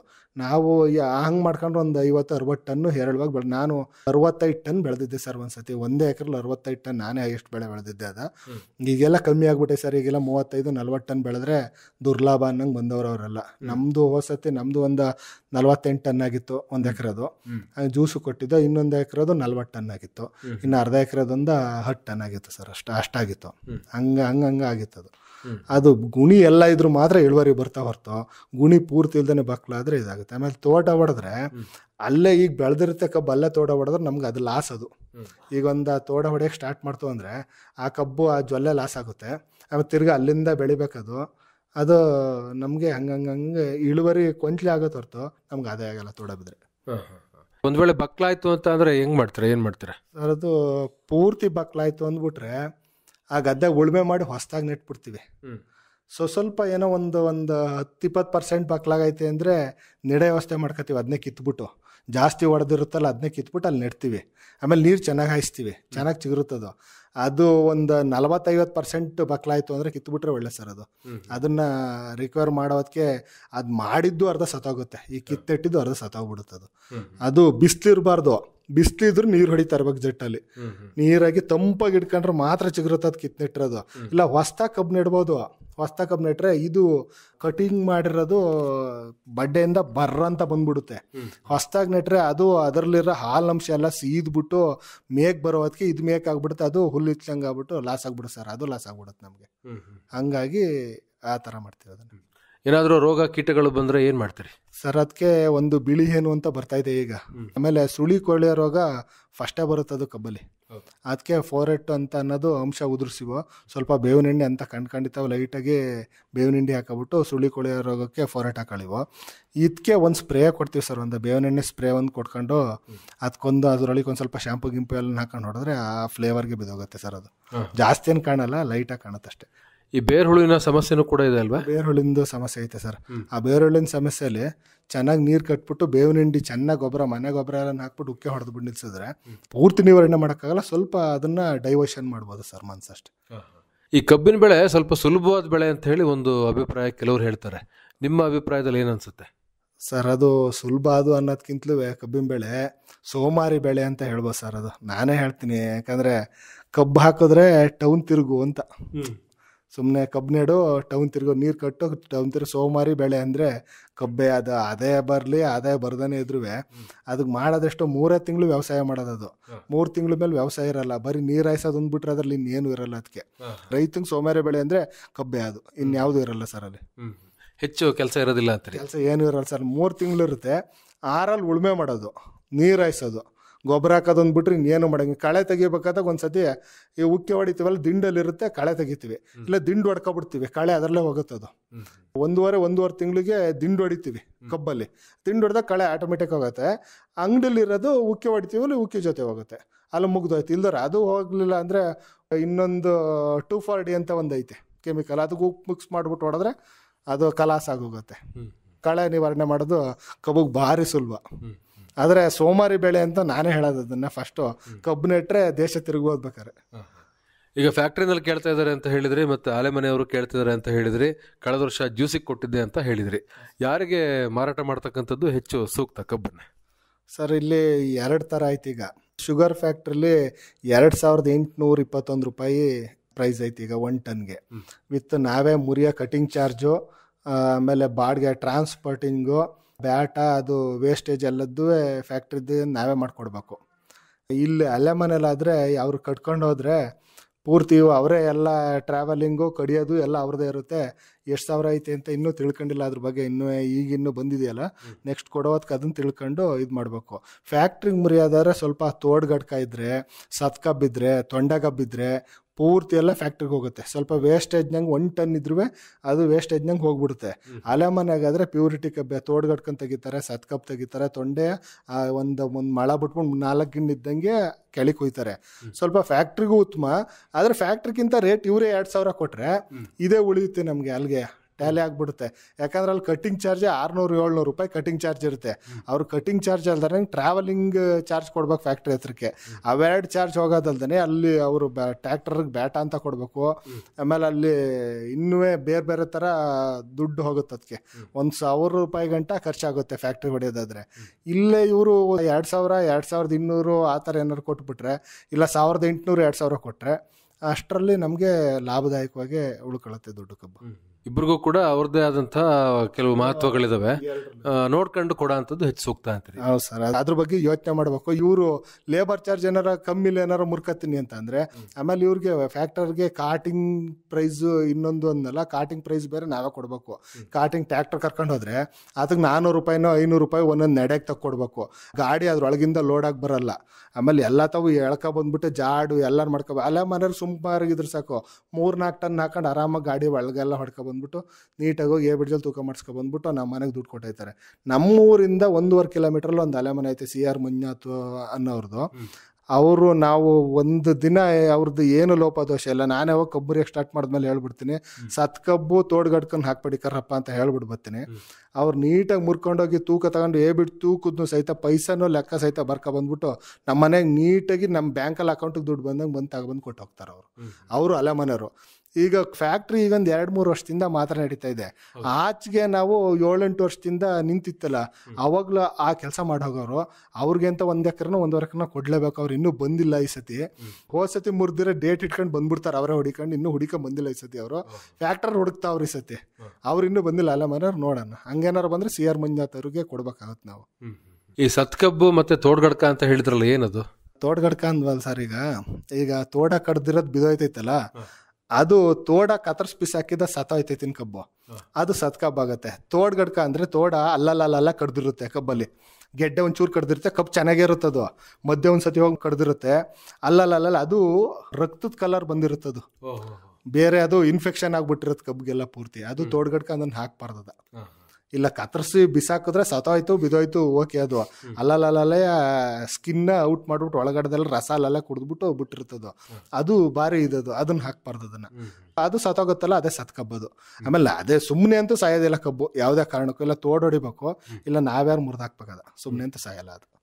ಅಡಿಕೆ ಮತ್ತೆ ತೆಂಗು ಕೂಡ ಇದೆ, ಏನೆಲ್ಲ ಕೆಲಸ ಮಾಡ್ತೀರಾ ಅದಕ್ಕೆ? ಸರ್ ಅಡಿಕೆ ತೆಂಗು ಈಗ ಇರೋದಕ್ಕೆ ಅದು ಫುಲ್ ಸಾವಯವ ಮಾಡಿದ್ವಿ. ಅದಕ್ಕೆ ಇನ್ನೇನು ಮಾಡ್ತೀವಿ ಅಂತ ಅಂದ್ರೆ, ನಾವು ತೆಂಗಿಡ್ದ ಸಾಲಲ್ಲೆಲ್ಲ ಅಡಿಕೆ ಸಾಲು 2 ಸಾಲಿದ್ದಾವೆ. ತೆಂಗಿಂದ ತೆಂಗೆ 1 ಸಾಲು ಮಾಡ್ಕೊಂಡಿದ್ದೀವಿ. ಅದ್ರ ಮಧ್ಯನೇ ಅಡಿಕೆ ಇದೆ, ಬಾಳೆ ಇದೆ. ಅದು ಬಾಳೆ ಎಲ್ಲ ಚಲ್ಗಂದೆಲ್ಲ ಕೂದ್ಬಿಟ್ಟು ಅಡಿಕೆ ಗಿಡ ತೆಂಗಿಡ ಸಾಲಿಗೆ ತುಂಬ್ತೀನಿ ಅದನ್ನೇ. ಅದಕ್ಕೆ ಮಾಡೋ ಕೆಲಸ ಅಂದರೆ ನೀಟಾಗಿ ಇಟ್ಕೊತೀನಿ, ಅದನ್ನು ಕತ್ತರಿಸ್ಬಿಟ್ಟು ಕೂದ್ಬಿಟ್ಟು ಚಲ್ಗಂದ ಅದು ಮಾಡ್ಬಿಟ್ಟು ಅದೇ ಗೊಬ್ಬರ ಸರ್, ಅದಕ್ಕೆ ನೀರು ಹಾಕ್ತೀನಿ. ಆಮೇಲೆ ಮಧ್ಯೆ ದಿಂಡುಗಳ ರೋಟಾವೇಟ್ ಹೊಡಿತೀವಿ. ಅಡಿಕೆ ತೆಂಗಿಗೆ ನಾನು ಮಾಡೋದು ಅಷ್ಟೇ. ಆಮೇಲೆ ಇನ್ನೇನಾರು ಜಾಸ್ತಿ ಹರಳು ಉದುರ್ತಾಯ್ತಾ ಅಂದರೆ, ಏನಾರ ಒಂದು ಅಂಶ ಕಮ್ಮಿ ಆಗಿದ್ರೆ ಅದಕ್ಕೆ ಪೊಟ್ಯಾಷ್ ಅಂಶನೋ, ಇಲ್ಲ ಪೊಟ್ಯಾಷ್ ಕಮ್ಮಿ ಆಗಿಲ್ಲ ಜಿಂಕು ಬೋರಕ್ಸು, ಇಲ್ಲ ಒಂದು ಬೇವಿನ ಹಿಂಡಿನೋ, ಇಲ್ಲ ಏನಾರ ಆ ಥರ ಆಗಿದ್ರು ಮಾತ್ರ ಅದನ್ನು ಕೊಡ್ತೀನಿ ಅದಕ್ಕೆ ಅಷ್ಟೇ. ನಾನು ಇದುವರೆಗೂ ನಾನು ಕೊಟ್ಟಿಲ್ಲ, ಅದಕ್ಕೆ ನಾನು ಕೊಟ್ಟಿರೋದು ಮಾತ್ರ ಹೇಳಿದೆ ಅಷ್ಟೇ. ತೆಂಗಿನ ವ್ಯಾಪಾರ ಹೇಗೆ ಮಾಡ್ತೀರಿ ಸರ್? ತೆಂಗಿನ ವ್ಯಾಪಾರ ಅಂದರೆ, ಇಷ್ಟಿನ ಗಂಟೆ ನಾವು ತೆಂಗಿನಕಾಯಿ ಕೊಬ್ಬರಿಗೆ ಹಾಕಿದ್ದೋ, ಕೊಬ್ಬರಿ ರೇಟ್ ಬಿದ್ದೋಯ್ತು, ಅದು ಕೊಬ್ಬರಿ ನಿಲ್ಲಿಸ್ದೆ. ಮೊನ್ನೆ ತಗೊಂಡೋಗಿ ಕೊಟ್ಟು ಬಂದೆ, ಅದು 25 ರೂಪಾಯಿಲೇ ಕೇಳಿದ್ರು ಕಾಯಿ. ಆಮೇಲೆ ಅವನು ಅರ್ಧ ಬಿಡ್ತೀನಿ ಅಂದ, ಅವನು ಮೀಡಿಯಮ್ ಕಾಯಿ ತಗೊಳ್ಳಲ್ಲ, ಬರೀ ಟಾಪ್ ಕಾಯಿ ತಗೋತೀನಿ 25. ಬೇಡ ನನಗೆ ಆ ಥರ ಆದರೆ ನನಗೆ ಅರ್ಧ ನೀನು ಹಿಂಗೆ ಮಾಡ್ತೀವಿ ಅನ್ನೋದಕ್ಕೆ 24 ರೂಪಾಯಿಲಿ ಸಾರ ಸೆಟ್ ಬುಂಡೆ ಸಣ್ಣ ಮೀಡಿಯಮ್ ಎಲ್ಲನೂ ಸಾರ ಸೆಟ್ ತಗೊಂಡು 1/4 ಟನ್ ಆಯಿತು. ನಮ್ಮದೇ ಟ್ಯಾಕ್ಟ್ರಲ್ಲಿ ತಗೊಂಡೋಗಿ ಶನಿವಾರ ಸಂತೆಲಿ ಮಾರ್ಬಿಟ್ಟು ಬಂದು. ಶನಿವಾರ ಸಂತೆಲಿ ಕಾಯಿ ಸಂತೆ ಇದೆ ನಮ್ಮದು. ಒಬ್ಬರು ಎಡಿಯೋಕ್ಕೊಬ್ಬರನ್ನ ಮಾಡ್ಕೊಂಡು ಎಡ್ಸ್ಕೊಂಡೆ, ಒಂದಿನ ಕೆಡಗ್ಬಿಟ್ಟು ನಾನೇ ಹೊತ್ತಾಕ್ತೆ. ಕೆಡ್ಗಕ್ಕೆ ಒಬ್ಬರನ್ನ ಕರ್ಕೊಬಂದು ಮಿಷನಲ್ಲಿ ನಾನೇ ಕೆಡಿಕೊಂಡು ಒಬ್ಬರನ್ನ ಜೊತೆಲಿ ಇಟ್ಕೊಂಡಿದ್ದೆ. ಆಮೇಲೆ ಒಬ್ಬರನ್ನ ಹೆಲ್ಪಿಗೆ ತಗೊಂಡು ನಾನೇ ಹೊತ್ತಾಕ್ತೆ. ಇನ್ನು ಒಬ್ಬರು ಎಡ್ಸ್ಕೊಂಡು ನಾನೇ ಟ್ಯಾಕ್ಟ್ರ್ ತುಂಬ್ಕೊಂಡು ನಾನೇ ತಗೊಂಡೋಗಿ ಮಾರ್ಕೆಟಿಂಗ್ ಮಾಡ್ಕೊಬಂದೆ. ನನಗೆ 5,000-6,000 ರೂಪಾಯಿ ದುಡ್ಡು ಉಳಿತು ಸರ್. ಊರಲ್ಲೇ ಕೊಟ್ಟಿದ್ರು ನನಗೆ ಅಲ್ಲಿ 25 ಚಿಲ್ಲರೆ ದುಡ್ಡಾಯಿತು, 18,000 ರೂಪಾಯಿ ಆಗೋದು. ಅಷ್ಟೇ ಕಾಯಿ ಕೆಡಗಿವೆ, ಲೆಕ್ಕ ತಗೊಳ್ಳಿವೆ. ಒಂದ್ಸತಿ ಹೊರಗಡೆ ಕೊಡೋದು ಕಷ್ಟ ಆಯಿತು, ಈ ಸತಿ ಅಷ್ಟು ಉಳಿತು ನನಗೆ ದುಡ್ಡು. ಯಾಕಂಗಾಯ್ತು ಅಂದರೆ, ಕೋವಿಡಲ್ಲಿ ನಾನು ತಗೊಂಡೋಗಿ ಸಂತೆಯಲ್ಲಿ ಮಾರಕ್ಕಾಯ್ತಾ ಇತ್ತಿಲ್ಲ, ಅವ್ರು ಹೇಳ್ದಷ್ಟಕ್ಕೆ ಕೊಡ್ಬೇಕಾಯ್ತು ನಾವು ಕಾಯ. ಆ ಟೈಮಲ್ಲಿ ಹಂಗಾಯ್ತಲ್ಲ, ಈ ಸತಿ ನಾನೇ ಒಂದ್ಸತಿ ಯಾಕೆ ನೋಡಬಾರ್ದು ಅಂತ ಪ್ರಯೋಗ ಮಾಡಿದೆ ಸರ್ ಈ ಸತಿ. ಚೆನ್ನಾಗಾಯ್ತು ಅಂತ ಅಂದ್ರೆ, ಹೆಚ್ಚು ಕಮ್ಮಿ ನಾವೇ ಸುಲಿದು ತಗೊಂಡೋಗಿ ಮಾರಾಟ ಮಾಡೋ ಅಂಥದ್ದು ಹೆಚ್ಚು ಒಳ್ಳೇದು ಅಂತ. ಅದು ಒಳ್ಳೇದು ಸರ್, ನಮಗೆ ದುಡ್ಡು ಉಳಿತದು. ನಾವು ಈಗ ಬೇರೆ ಮೇಲೆ ಡಿಪೆಂಡ್ ಆಗೋದಕ್ಕಿಂತ ಈಗ ಬಾಡಿಗೆ ಅಂತ ಒಂದು 300-400 ರೂಪಾಯಿ ಕೊಟ್ಬಿಡೋಣ ವೆಹಿಕಲ್ ಇಲ್ದಾದ್ರು, ಆದ್ರೂ ನಮಗೆ ದುಡ್ಡು ಉಳಿತ. ಅವ್ರು ಬಿಡ್ತಾರಲ್ಲಿ. ಆಮೇಲೆ ಕೊಡ್ಬೇಕಾದ್ರೆ ಒಂದು ಸ್ವಲ್ಪ ಟೈಟ್ ಮಾಡಿ ಕೊಡ್ಬೇಕಲ್ಲಿ. ಅಲ್ಲಿ ಚೋರ್ ಬಜಾರ ಅಂತ ಐತಲ್ಲಿ ಚಂದ್ರಪಟ್ಟಣದಲ್ವೇ. ಚೋರ್ ಬಜಾರ ಅಂತ ಅಂದರೆ 2-3 ಜನ ಎಲ್ಲ ಸುತ್ತಾಕೊಂಡು ಕಾಯಿಗಳ ತಗೋತಾರೆ. ತಗೊಂಡು ಅವರು ದೊಡ್ಡ ಲಾರಿಯರ್ಗೆ ಕೊಡ್ತಾರೆ. ಅವ್ರು ತಗೊಂಡೋಗಿ ಅವರು ಸ್ವಲ್ಪ ಬಿಗಿ ಕಮ್ಮಿ ಮಾಡ್ತಾರೆ, ಯಾಕಂದ್ರೆ ಕಮ್ಮಿಲ್ ಕಿತ್ಕೊಳ್ಳೋಣ ಅಂತ ನೋಡ್ತಾರೆ. ಅವ್ರು ಆದಾಯ ಮಾಡ್ಕೊಳ್ಳೋಕೆ ಜಾಸ್ತಿಯ. ರೈತರು ಬಂದ್ರೆ ಗುಂಡಿ ಕೆಡಿಕೊಬಿಟ್ಟು ಅವ್ರು ಆದಾಯ ಮಾಡ್ಕೊಳ್ಳೋಣ ಅಂತ ಅವ್ರು ನೋಡ್ಕೊತಾರೆ. ಅವ್ರು ಸ್ವಲ್ಪ ಟೈಟ್ ಮಾಡ್ಬಿಟ್ಟು, ನನಗೆ ಯಾರೋ ಬೆಂಗಳೂರು ಪಾರ್ಟಿ ಬಂದಿದ್ರು, ಹೋಟ್ಲುಗಳಿಗೆ ಹಾಕಾರಂತ ಅವರು. ಸಾರ ಸಟ್ಟು ಒಬ್ಬರೇ ಪಾರ್ಟಿ ಪೂರ್ತಿ ತಗೊಂಡ್ರು, ಟ್ಯಾಕ್ಟರ್ ಮೇಲೆ ಇತ್ತು, ಪೂರ್ತಿ ತಗೊಂಡೋದ್ರು ಅವರು. ನನ್ನ ಎಕ್ಸ್ಪೀರಿಯನ್ಸ್ ಆಗಿದ್ದು ನನ್ನ ಈಗ ಮೊನ್ನೆ ಶನಿವಾರದ್ದು ಎಕ್ಸ್ಪೀರಿಯನ್ಸ್ ನನ್ನ ಇದ್ರಲ್ಲಾಗಿದ್ದು ಸರ್. ಅದು ಇನ್ನು ಮುಂದೆ ಅಲ್ಲೇ ಮಾಡ್ತೀರಾ ಹೇಗೆ? ಎಳ್ನೀರ್ ರೇಟ್ ಜಾಸ್ತಿ ಆಗೈತೆ ಅಂತವ್ರು ಸರ್. ಈಗ ಆಗ 18, 19, 20, 22 ಇತ್ತು ಅಂತವ್ರೆ.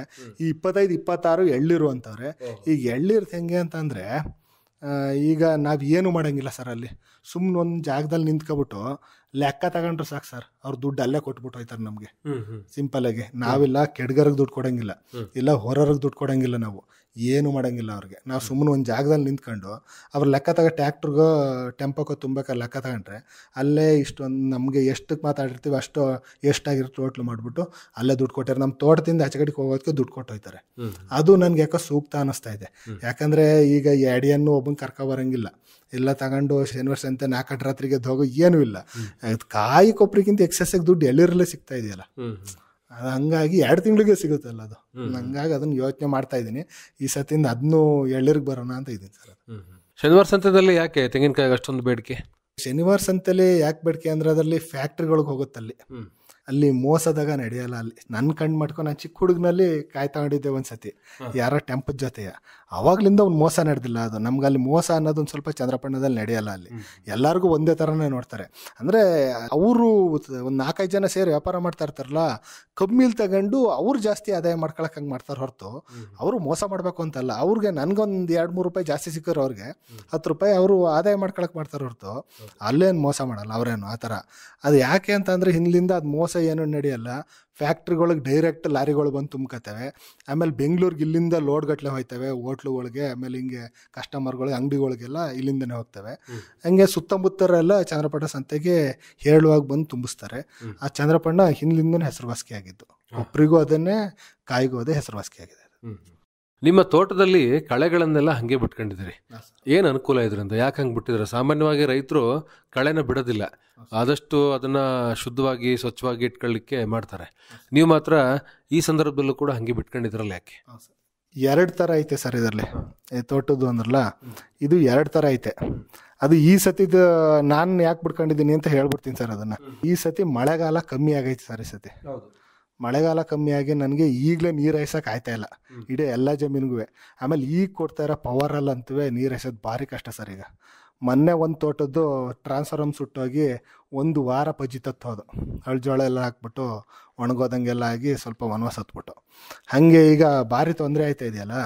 ಸ್ವಲ್ಪ ಕಳೆ ಎಲ್ಲ ಇದ್ದರೆ ಶೀತದಂಶ ಹಿಡ್ದಿಡ್ಕೊಂಡಿರುತ್ತೆ.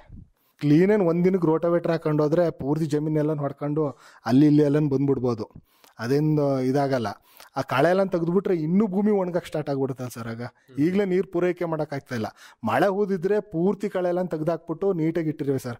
ಮಳೆ ಹುಯ್ದೋದಿದ್ದ ಕಾರಣ ಸ್ವಲ್ಪ ಹಿಂಗೆ ಸ್ವಲ್ಪ ಹಳ ಇರಲಿ ಅಂತ ಅಂದ್ಬಿಟ್ಟು ಕಳೆ ಇರಲಿ ನಾನು ಬಿಟ್ಕೊಂಡಿದ್ದೀನಿ ಸರ್. ಹಂಗೆ ಈಗ ಅದು ಏನು ತೇವಾಂಶ ಏನಿರುತ್ತೋ ಅದನ್ನ ಆರಕ್ಕೆ ಬಿಡೋದಿಲ್ಲ ಅಲ್ವಾ ಸರ್? ಅದು ಒಂದ್ಸತಿ ನೀರು ಹೊಡೆದ್ರೆ 15ರಿಂದ 20 ದಿನ ಗಂಟ ಅದು ಆರಕ್ಕೆ ಬಿಡಲ್ಲ. ಅದು ಭೂಮಿಗೆ ಆವಿ ಆಗಕ್ಕೆ ಬಿಡಲ್ಲ. ಆಮೇಲೆ ಬಿಸಿಲು ಬೇಸಿಗೆಲ್ಲ ಹಂಗೆ ಹೊಡಿತಾ ಇತ್ತಿಲ್ಲ ಸರ್ ನಮಗೆ.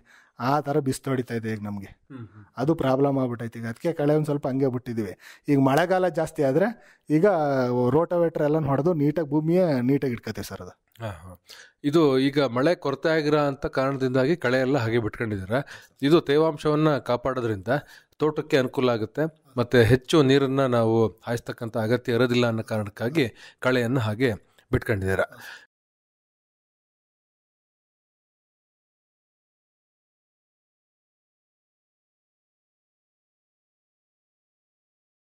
ತೋಟದಲ್ಲಿ ಮತ್ತೆ ನಿಮ್ಮ ಜಮೀನಿನ ಸುತ್ತಮುತ್ತ ಬೇರೆ ಬೇರೆ ತರಹದ ಸಾಕಷ್ಟು ಹಣ್ಣಿನ ಗಿಡಗಳು ಮತ್ತು ಔಷಧೀಯ ಸಸ್ಯಗಳು ಮತ್ತು ಸುಗಂಧ ದ್ರವ್ಯದ ಸಸ್ಯಗಳು ಇದೆಲ್ಲದನ್ನು ಕೂಡ ಹಾಕೊಂಡಿದ್ದೀರಾ.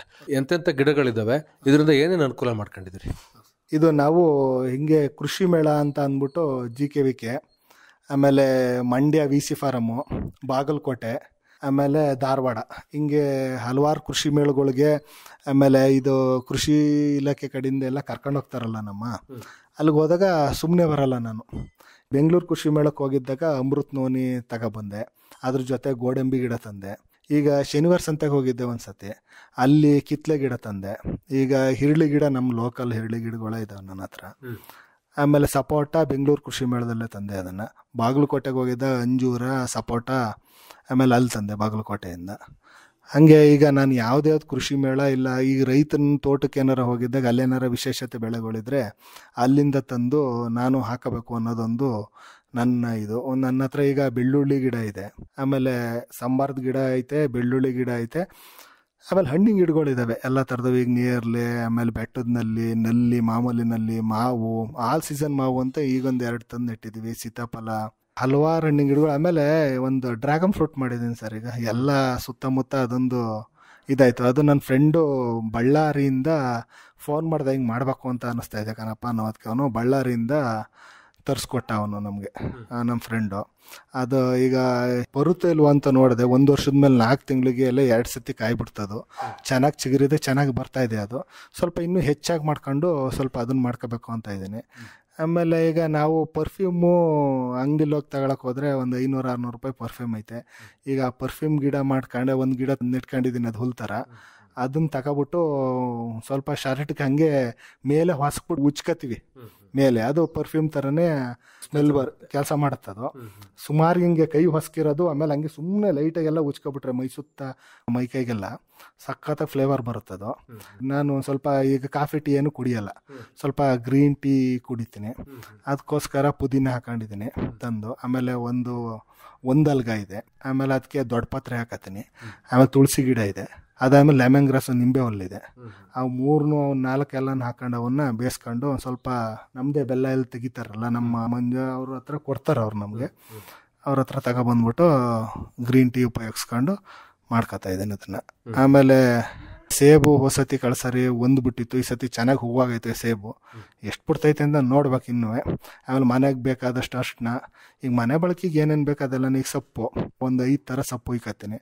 ಪಾಲಕ್ಕು, ಮೆಂತ್ಯ, ಸಬ್ಸಿಗೆ, ಕೆಂಪು ದಂಟು ಅಂತಾರಲ್ಲ ಅದನ್ನೆಲ್ಲ ಹೊಯ್ಕೊಂಡು, ರಾಜಗಿರಿ ಸೊಪ್ಪು, ಆಮೇಲೆ ಮೂಲಂಗಿ, ಬೆಂಡೆ, ಹಾಗಲ, ಹೀರೆ.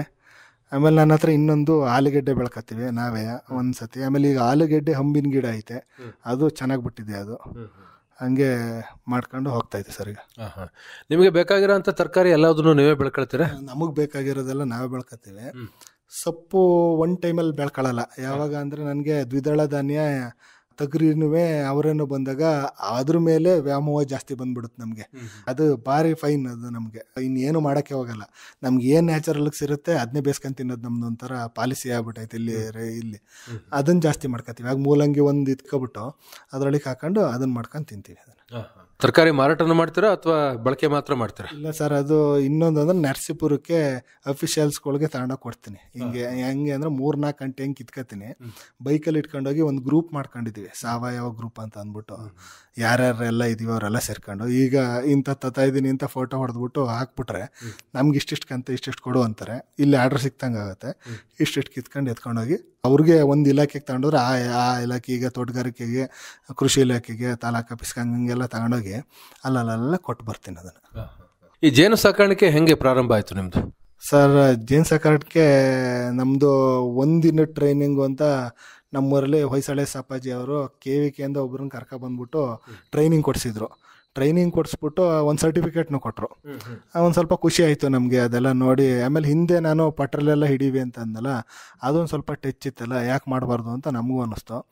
ಅದಾದಮೇಲೆ ಅವರು ಒಂದು ಪೆಟ್ಟಿಗೆ ಕೊಟ್ಟರು. 1200 ರೂಪಾಯಿಲಿ 600 ರೂಪಾಯಿ ಕಟ್ಟಿಸ್ಕೊಂಡು, ಆ ಪೆಟ್ಟಿಗೆಗೆ ಒಂದು ರಾಕ್ಷಿ ಗೆಡ್ಡೆಲಿ ಒಂದು ಜೇನಿತ್ತು, ಅದನ್ನು ಬಿಚ್ಕೊಬಂದು ಕೂರಿಸ್ಕೊಂಡು, ಅದಾದಮೇಲೆ ನಾನು ಹಿಂಗೆ ಇನ್ನೊಂದು 2-3 ಟ್ರೈನಿಂಗ್ ಹೋದೆ ನಾನು KVKಗೆ. ಜೇನು ಕೃಷಿ ಜಾಸ್ತಿ ಮಾಡಬೇಕು ಅಂತ ಅಂದ್ಬಿಟ್ಟು ಅಲ್ಲಿ ಹೋಗಿ ಮಾಡಿ, ಆಮೇಲೆ ಅಲ್ಲಿ ಒಂದು ಮಾಹಿತಿ ಸಿಕ್ತು ನನಗೆ. ಈಗ ಹಾರ್ಟಿಕಲ್ಚರಿಂದ ಸಬ್ಸಿಡಿ ದರದಲ್ಲಿ ಪೆಟ್ಟಿಗೆಗಳು ಕೊಡ್ತಾರೆ ಕಾಲೋನಿ ಸಮೇತ ಅಂತ ಅಂದ್ಬಿಟ್ಟು. ಆಮೇಲೆ ಇಲ್ಲಿ ಬಂದು ಹಾರ್ಟಿಕಲ್ಚರ್ಗೆ ಒಂದು ಅರ್ಜಿ ಕೊಟ್ಟೆ. ಬಂತು ಸಬ್ಸಿಡಿ ದರ ಹಿಂಗೆ ಬಂದೈತೆ, DD ತೆಗಿರಿ ಅಂದರು. ಫಸ್ಟ್ ಅವ್ರ ಹೆಸರಿಗೆ ಈಗ RTGS ಮಾಡ್ಬೇಕೀಗ. ಅವರು ಒಂದು ಕೊಟ್ಟಿರೋ ನಂಬರ್ಗೆ RTGS ಮಾಡಿದೆ, ನಮ್ಗೆ ಹಿಂಗೆ ಪೆಟ್ಟಿಗೆಗಳು ಕೊಟ್ಟರು. ಅದಾದಮೇಲೆ ನಮಗೆ ಈಗ ಹೆಚ್ಚೆಚ್ಚು ಪೆಟ್ಟಿಗೆ ಬೇಕಾಯ್ತು. ನನ್ನ ಕಾಲೋನಿ ಅಲ್ಲೇ ಡಿವೈಡ್ ಮಾಡೋಕ್ಕೆ ಸ್ಟಾರ್ಟ್ ಮಾಡಿದೆ ನಾನು, ನಮ್ಮ ಪೆಟ್ಟಿಗೆಗಳಲ್ಲಿ. ಈಗ ಹಾಸನಲ್ಲಿ ಒಬ್ಬರು ಪೆಟ್ಟಿಗೆ ಮಾಡ್ಕೊಡ್ತಾರೆ, ಅವ್ರ ಹತ್ರ ಪೆಟ್ಟಿಗೆ ತಗೊಬಂದು ಕಾಲೋನಿ ಜಾಸ್ತಿ ಮಾಡ್ಕೊಂಡೆ. ಈಗ ಮೊನ್ನೆ ಒಂದು 2 ತಿಂಗಳ ಹಿಂದೆ ಖಾದಿ ಭಂಡಾರದವರು ಟ್ರೈನಿಂಗ್ ಕರೆದಿದ್ರು, RC ಕೇರಳ. ಆ ಟ್ರೈನಿಂಗ್ ಹೋದೆ. ಅವರು 10 ಪೆಟ್ಟಿಗೆ ಕಾಲೋನಿ ಮತ್ತು ಪೆಟ್ಟಿಗೆ ಕೊಟ್ಟರು. ಅದನ್ನು ಸೇರ್ಕೊಂಡು ಈಗ ಒಂದು 48 ಪೆಟ್ಟಿಗೆ ಗಂಟ ಮಾಡಿ ಇಟ್ಟಿದ್ದೀನಿ ಸರ್. ಈಗ ಜೇನು ಕೃಷಿ ಮಾಡ್ತಾ ಇದ್ದೀನಿ. ಈಗ 48 ಪೆಟ್ಟಿಗೆ ಎಲ್ಲೆಲ್ಲಿ ಇಟ್ಟಿದ್ದೀರಾ ಮತ್ತು ಅದಕ್ಕೆಲ್ಲ ಬೇಕಾದಂಥ ಆಹಾರ ಸಿಗುತ್ತಾ ಅವಕ್ಕೆ? 48 ಪೆಟ್ಟಿಗೆ ಅಂದರೆ ನಮ್ಮ ಜಮೀನು 3 ಜಾಗದಲ್ಲಿ ಇಟ್ಟಿದ್ದೀನಿ ಸರ್ ಅದು. ಆಮೇಲೆ ನಮ್ಮ ಫ್ರೆಂಡ್ಸ್ ತೋಟದಲ್ಲಿ ಸ್ವಲ್ಪ ಇಟ್ಟಿದ್ದೀನಿ. ಅವರು ಇಲ್ಲೇ ನನ್ನ ಫ್ರೆಂಡ್ಸು ಸುತ್ತಮುತ್ತ ಹಳ್ಳಿಲೆಲ್ಲ ಇದ್ದಾರೆ. ನಮ್ಮ ಸುತ್ತಮುತ್ತ ಹಳ್ಳಿಲಿ ಯಾರೂ ಜೇನು ಸಾಕಾಣಿಕೆ ಮಾಡಿಲ್ಲ. ಅಲ್ಲಿ ಫ್ರೆಂಡ್ಸ್ ತೋಟದಲ್ಲಿ ಇಟ್ಟಿದ್ದೀನಿ, ನಮ್ಮ ತೋಟದಲ್ಲಿ 3 ಜಾಗದಲ್ಲಿ ಇಟ್ಟಿದ್ದೀನಿ. ಹೆಂಗೆ ಅಂತ ಅಂದರೆ ಅವು ಆಹಾರ ಅಂದ್ರೆ ನಾನು ಈಗ ಏನೇ ಬೆಳೆದ್ರೂ ಅವು ಹೂವು ಸ್ವಲ್ಪ ಉದುರೋಗುತ್ತಲ್ಲ, ಆ ಟೈಪ್ ಕಂಟ ಇಟ್ಕೊಂಡಿರ್ತೀನಿ. ಅದಾದ್ಮೇಲೆ ರೋಟೋವೇಟ್ರ್ ಹಾಕ್ಬಿಟ್ಟು ಹೊಡಿತೀನಿ. ನಮ್ಮ ಭೂಮಿಲೇ ಫಸ್ಟ್ ಅವಕ್ಕೆ ಹನಿ ಸಿಗಬೇಕು. ಹನಿ ಸಿಕ್ಕಾದ್ಮೇಲೆ ಹೊರಗಡೆ ನಮ್ಮೂರು ಮಲೆನಾಡು ಥರ ಒಂಥರ ಕಾಡು ಥರ ಇದೆ ಸರ್ ಅದು. ನಮ್ಮೂರೆಲ್ಲ ಅವು ಓಡಾಡಿದ್ರು 1 ಕಿಲೋಮೀಟ್ರ್ ಆಗಲ್ಲ, ಸುತ್ತ 1-1.5 ಕಿಲೋಮೀಟ್ರು. ಹೈ ಕ್ಲಾಸಾಗಿ ಇಡೀ ಊರೆಲ್ಲ ಅಡ್ಡಾಡ್ಕೊಂಡು ಚೆನ್ನಾಗಿ ಹನಿ ಪರಾಗ ಎಲ್ಲ ತಗೊಬಂದು ಇಟ್ಕೊಂಡು ತುಂಬ ಚೆನ್ನಾಗಿ ಹನಿ ಸಿಗ್ತಾ ಇದೆ ಸರ್ ನಮಗದು. ಇದು ಹಂತವಾಗಿ ನೀವು ಮಾಡ್ಕೊಂಬಂದು ಈಗ ನೀವೇ ಜೇನನ್ನ ಬಿಚ್ಚಿ ಜೇನಿನ ಮಾರಾಟವನ್ನು ಕೂಡ ಮಾಡ್ತಾ ಇದ್ದೀರಾ. ಜೇನು ಬಿಚ್ಚ ಅಂಥದ್ದು ಮತ್ತು ಅದರ ಸಂಸ್ಕರಣೆ ಮಾಡ್ತಕ್ಕಂಥದ್ದು ಇದೆಲ್ಲ ಕಷ್ಟ ಆಗಲ್ವಾ ಸರ್? ಇದು ಎಲ್ಲ ಕಷ್ಟ ಆಗುತ್ತಿದ್ದು. ಸಂಸ್ಕರಣೆ ಮಾಡ್ಬೇಕಾರೆ ಬಿಚ್ಚಬೇಕಾರೆಲ್ಲ ಸ್ವಲ್ಪ ನಾವು ಮುಖಕ್ಕೆ ಕೈಗೆಲ್ಲ ಹಾಕಬೇಕಾಗುತ್ತೆ. ಕೈಗೆ ಹಾಕೊಂಡ್ರೆ ಸ್ವಲ್ಪ ನ್ಯಾಚುರಲ್ ಆಗಲ್ಲ, ಮುಖಕ್ಕೆಲ್ಲ ಹಾಕೋಬೇಕು, ಮೈ ತುಂಬ ಬಟ್ಟೆ ಹಾಕೋಬೇಕು, ಚೆನ್ನಾಗಿ ಕಡಿತವೆ. ಅದು ಜೇನು ಅಷ್ಟು ಸುಲಭವಾಗಿ ಮಾಡೋಕ್ಕಾಗಲ್ಲ. ನಾನು ಸುಲಭ ಅನ್ಕೊಂಡು ಹೋಗಿ ಈಗ ಚೆನ್ನಾಗಿ ಕಡಿತಾವೆ, ಈಗ ಒಳ್ಳೆ ಕಡ್ದು ಪಾಠ ಆಗ್ಬಿಟ್ಟು ಈಗ ಚೆನ್ನಾಗಿದ್ದೀನಿ. ಈಗ ಅವು ಹೋಗಿ ನೋಡಿ ಅವು ಮಾಡಿದವರೇ ಬೇಜಾರಾಯ್ತೈತಿ. ಈಗ ಒಂದು 2 ದಿನ ಎಲ್ಲಾರ ಹೋದರೆ ಯಾವ್ದಾರ ಅವು ಜೇನಿನ ಬಗ್ಗೆ ಮಾಡಿದವರೇ ಬೇಜಾರಾಗುತ್ತೆ. ಈಗ ಅವಾಗ ನಾನೇ ಕಾಲೋನಿಯೆಲ್ಲ ಡಿವೈಡ್ ಮಾಡ್ಕೊಂಡು ತುಪ್ಪ ತಕ್ಕೊಂಡು ನ್ಯಾಚುರಲಾಗಿ ನಾನೇ ಓನ್ ಬ್ರ್ಯಾಂಡ್ ವರ್ಮಾಸ್ ಅಂತ ಮಾಡ್ಕೊಂಡು ಅದ್ರ ಮುಖಾಂತರ ಪರ್ kg 700 ರೂಪಾಯಿ ನನಗೆ ನಾನು ಹಿಂಗೆ ಅಫಿಷಿಯಲ್ಸ್ಗಳಿಗೆ ಇಲ್ಲಿ ನಮಗೆ ಕಾಂಟ್ಯಾಕ್ಟಲ್ಲಿರೋರಿಗೆಲ್ಲ ಹಿಂಗೆ ಕೊಡ್ತಾಯಿದ್ದೀನಿ ಸರ್. ಈಗ ಒಂದು ವರ್ಷದಲ್ಲಿ ಎಷ್ಟು kg ಜೇನು ಮಾರಾಟ ಮಾಡ್ತೀರಾ? ಈಗ ಜಾಸ್ತಿ ಆಗಿದೆ ಸರ್. ಫಸ್ಟು ಕಮ್ಮಿ ಇತ್ತು ನಂದು, ಈಗೀಗ ಜಾಸ್ತಿ ಮಾಡ್ಕೊಂಡಿದ್ದೀನಿ. ಈಗ ಸದ್ಯ ಹಂತದಲ್ಲಿ ಒಂದು 35 kg ಮಾಡಿದ್ದೆ ಸರ್ ಈ ಸತಿ. ಸುಮಾರು 48 ಪೆಟ್ಟಿಗೆ ಇಟ್ಟಿದ್ರಲ್ಲ, ಏನೆಲ್ಲ ನಿರ್ವಹಣಾ ಕ್ರಮಗಳನ್ನು ಮಾಡ್ಬೇಕು ಇದಕ್ಕೆ? ಸರ್ ಇದಕ್ಕೆ ಭಾರಿ ನಿರ್ವಹಣೆ ಕ್ರಮಗಳು ಮಾಡ್ಬೇಕು ಸರ್. ಇದಕ್ಕೆ ಫಸ್ಟು ಕೇಕ್ ತುಂಬಂದು ಕಡ್ಜ ತಿನ್ನಕ್ಕೆ ಸ್ಟಾರ್ಟ್ ಮಾಡ್ತೇವೆ. ನಮ್ಮ ತೋಟದಲ್ಲಿ ಎಲ್ಲಾರ ಕಡ್ಜ ಇಲ್ಲ ಸುತ್ತಮುತ್ತ ಎಲ್ಲಾರ ಇದ್ರೆ ಕಡ್ಜದ ಗೂಡುಗಳನ್ನು ಹೊಡೆದಾಕ್ಬೇಕು. ಫಸ್ಟ್ ನಾವು ಕಡ್ಜದ ಗೂಡ ಹೊಡೆಸ್ಬಿಟ್ಟು ಅವು ಓಡಿಸ್ಬಿಟ್ಟಿಲ್ಲ ಅವು ಗಾಬರಿ ಮಾಡಿ ಕಳಿಸ್ಬೇಕು, ಇಲ್ಲ ಹೊಡೆದಾಕ್ಬೇಕು ಅವನ್ನ. ಕಡ್ಜ ಮಾತ್ರ ಇರಂಗೆ ಇಲ್ಲ, ಜೇನುಹುಳನ ಪುಟಕ್ಕೆ ತಿನ್ಕತ್ತಾವ ಅವು ಕಡ್ಜಗಳು. ಆಮೇಲೆ ಇನ್ನೊಂದು ಬಿಳಿ ಚಿಟ್ಟೆ ಹುಳ ಅಂತ ಆಗ್ತಾವ ಅವಕ್ಕೆ. ಆ ಒಳಗಡೆ ಹೋಗಿ ಅವು ಮೇಣ ಖಾಲಿ ಇದ್ರೆ ಅವಕ್ಕೆ ಹೋಗಿ ಮೊಟ್ಟೆ ಹಾಕಕ್ಕೆ ಸ್ಟಾರ್ಟ್ ಮಾಡ್ತವೆ. ಮೊಟ್ಟೆ ಹಾಕ್ಬಿಟ್ಟು ಅದು ಫುಲ್ ಎಲ್ಲ ಜೇನುಹುಳ ಹೋಗ್ದಂಗೆ ಮುಚ್ಕೊಬಿಡುತ್ತದು. ಅದು ಕೆಳಗಡೆ ಚೇಂಬರ್ ಎಲ್ಲನೂ ಒಂದು 3-4 ದಿನ 5 ದಿನಕ್ಕೆ ಒಂದ್ಸತಿ ಚೇಂಬರ್ ಎಲ್ಲ ತೆಗೆದು ಧೂಳನ್ನು ಕ್ಲೀನ್ ಮಾಡ್ತಾ ಇರ್ಬೇಕು, ಪೆಟ್ಕೆನ ತೆಗೆದು. ಆಗ ಬಿಳಿ ಹುಳಕ್ಕೆ ಖಾಲಿ ಮೇಣ ಇರೋದಂತೂ ಬಿಡಂಗಿಲ್ಲ. ಈಗ 2 ಫ್ರೇಮಲ್ಲಿ ಹುಳ ಐತೆ ಅಂದ್ರೆ 2 ಫ್ರೇಮ್ನ ಬಿಟ್ಟಿರ್ಬೇಕು, ಇನ್ನೆಲ್ಲ ಖಾಲಿ ಬಿಟ್ಟಿರ್ಬೇಕು. ಅದನ್ನ 7 ಫ್ರೇಮ್ ಇರುತ್ತೆ, 5 ಫ್ರೇಮಲ್ಲೆಲ್ಲ ಮೇಣ ಕಟ್ಕೊಂಡು ಹಂಗೆ ಬಿಟ್ಟಿದ್ರೆ ಬಿಳಿ ಹುಳ ಹೋಗಿ ಅಲ್ಲೇ ಮೊಟ್ಟೆ ಹಾಕ್ಬಿಟ್ಟದು. ಅದು ಅಲ್ಲೇ ಅದು ತುಂಬ್ಕೊಂಡು ಜೇನು ನನ್ನವೇ 3-4 ಕಾಲೋನಿ ಎದ್ದೋಗ್ಬಿಟ್ಟು ಆಗ ಗೊತ್ತಾಯ್ತು ಯಾಕೆ ಎದ್ದೋಯ್ತು ಅಂತ. ಹಿಂಗೆ ಬಿಳಿ ಹುಣ ಇತ್ತು, ಬಿಳಿ ಚಿಟ್ಟೆಯಿಂದ ಹಂಗೆ ಆಯ್ತಲ್ಲ ಅಂತ ಅಂದ್ಬಿಟ್ಟು ಈಗ ಒಂದು ಸ್ವಲ್ಪ ಕೇರ್ಫುಲ್ಲಾಗಿ ನೋಡ್ಕೊಂಡು ಇದು ಮಾಡ್ತಾ ಇದ್ದೀನಿ. ಆಮೇಲೆ ಇನ್ನೊಂದು ಏನು ಮಾಡ್ತೀನಿ ಅಂದರೆ, ಸುತ್ತಮುತ್ತ ನಮ್ಮ ಫ್ರೆಂಡ್ಸ್ಗಳಿಗೆಲ್ಲ ಹೇಳಿದ್ದೀನಿ, ಪಟ್ರೆಯಲ್ಲಿ ಹುತ್ತಲ್ಲಿದ್ದರೆ ಹೇಳ್ರಪ್ಪ ಅಂತ ಅಂದ್ಬಿಟ್ಟು. ಆ ಹುಡುಗರುಗಳೆಲ್ಲ ಹೇಳ್ತಾರೆ. ಒಂದು 2-3 ಬಾಕ್ಸ್ ಎಕ್ಸಸ್ಸಾಗಿ ಇಟ್ಕೊಂಡಿದ್ದೀನಿ, ಅವಾಗ ತುಂಬ್ಕೊಬಂದ್ಬಿಟ್ಟು ನಾನು ಕವರ್ ಮಾಡ್ಕೊತೀನಿ ಅದನ್ನೆಲ್ಲ.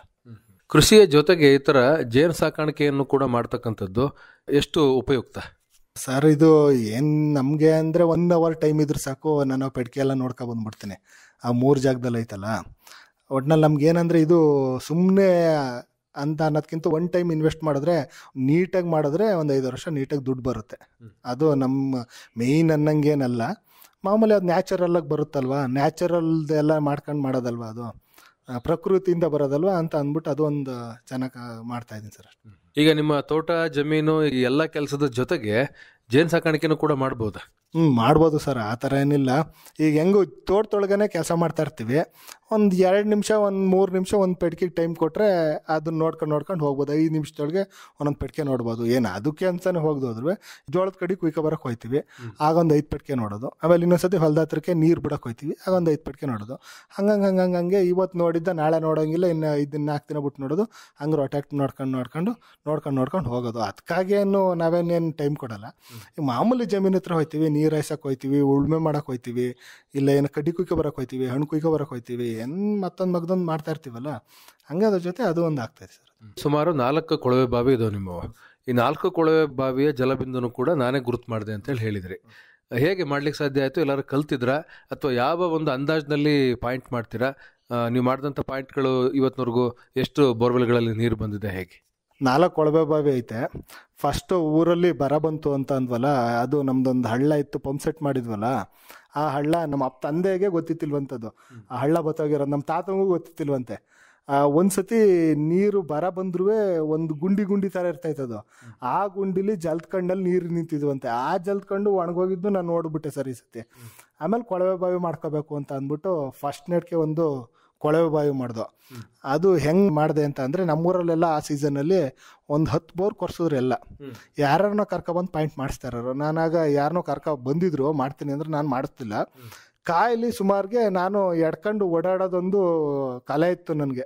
ಸುಮ್ಮನೆ ಹಿಡ್ಕೊಂಡು ಹೋಗೋದು. ನಾನೀಗ ಮನೇಲಿ ಕಾಯಿ ಹಿಡಿದ್ರೆ ಫಸ್ಟು ಮಚ್ಚಲ್ಲಿ ಹಿಡಿವಲ್ಲ, ಹಿಂಗೆ ಹಿಡ್ಕೊಂಡು ಸುತ್ತ ಓಡಾಡೋದು, ಹಂಗೆಲ್ಲ ಮಾಡಿ ಸ್ವಲ್ಪ ಏರೋದು ಇಳಿಯೋದು ಏನೇನೋ ಮಾಡೋದು ಕೈಲಿ ಹಿಡ್ಕೊಂಡು ಹೋದಾಗ. ಇರಲಿ ಇದೊಂದು ಸ್ವಲ್ಪ ಆಗುತ್ತಲ್ಲ ಕಲೆ ಅಂತ ಅಂದ್ಬಿಟ್ಟು ಸುಮ್ಮನಿದ್ದು. ಆಮೇಲೆ ಹಿಂಗೆ ಬೋರು ಹಿಂಗೆ ಬತ್ತಲ್ಲ ಎಲ್ಲ ನೋಡಿ ಮಾಡ್ತಾ ಇದ್ದಾರಲ್ಲ, ಆಗೊಂದು ಸ್ವಲ್ಪ ಜಮೀನಲ್ಲಿ ಹಿಡ್ಕೊಂಡು ಓಡಾಡೋಕ್ಕೆ ಸ್ಟಾರ್ಟ್ ಮಾಡಿದೆ. ಒಂದು ಸ್ವಲ್ಪ ಏರ್ತು ಆಮೇಲೆ ದಿಕ್ಕುಗಳು ಚೇಂಜ್ ಮಾಡ್ಕೊಂಡು ಒಂದು 4 ದಿಕ್ಕಿಂದ ಒಂದು ತಕ್ಕೆ ಹೇಳೋಕ್ಕೆ ಸ್ಟಾರ್ಟ್ ಆಯ್ತಲ್ಲ, ಆಗ ಇಲ್ಲೇ ಮಾಡ್ಬೋದು ಅಂತ ಒಂದು ಪಾಯಿಂಟಲ್ಲಿ ಕೊರೆಸ್ತೆ ಫಸ್ಟು. 60 ಅಡಿಗೆ ಸೀಪೇಜ್ ಸಿಕ್ತು, 140 ಅಡಿಗೆ ಬಾವಿನೇ ನಿಲ್ಲಿಸ್ತು, ತುಂಬ ಚೆನ್ನಾಗಿ ನೀರು ಬಂತದು. ಅದಾದ್ಮೇಲೆ ಇನ್ನೊಂದ್ಸತಿ ಬೇಸಿಗೆ ಬಂದ್ರು, ಬರ ಬಂದ್ರು, ಆ ಬಾವಿ ನಿಲ್ಲಿಲ್ಲ, ಸುತ್ತಮುತ್ತಲೇ ಬಾವಿ ನಿಂತದು, ಆ ಬಾವಿಲಿ ನೀರು ನಿಂತೋಗ್ಲಿಲ್ಲ. ಭಾರಿ ಖುಷಿ ಅನ್ನಿಸ್ತು ನನಗೆ. ಆ ವರ್ಷ 2 ಬಾವಿ ಕೊರೆಸಿದ್ದೆ.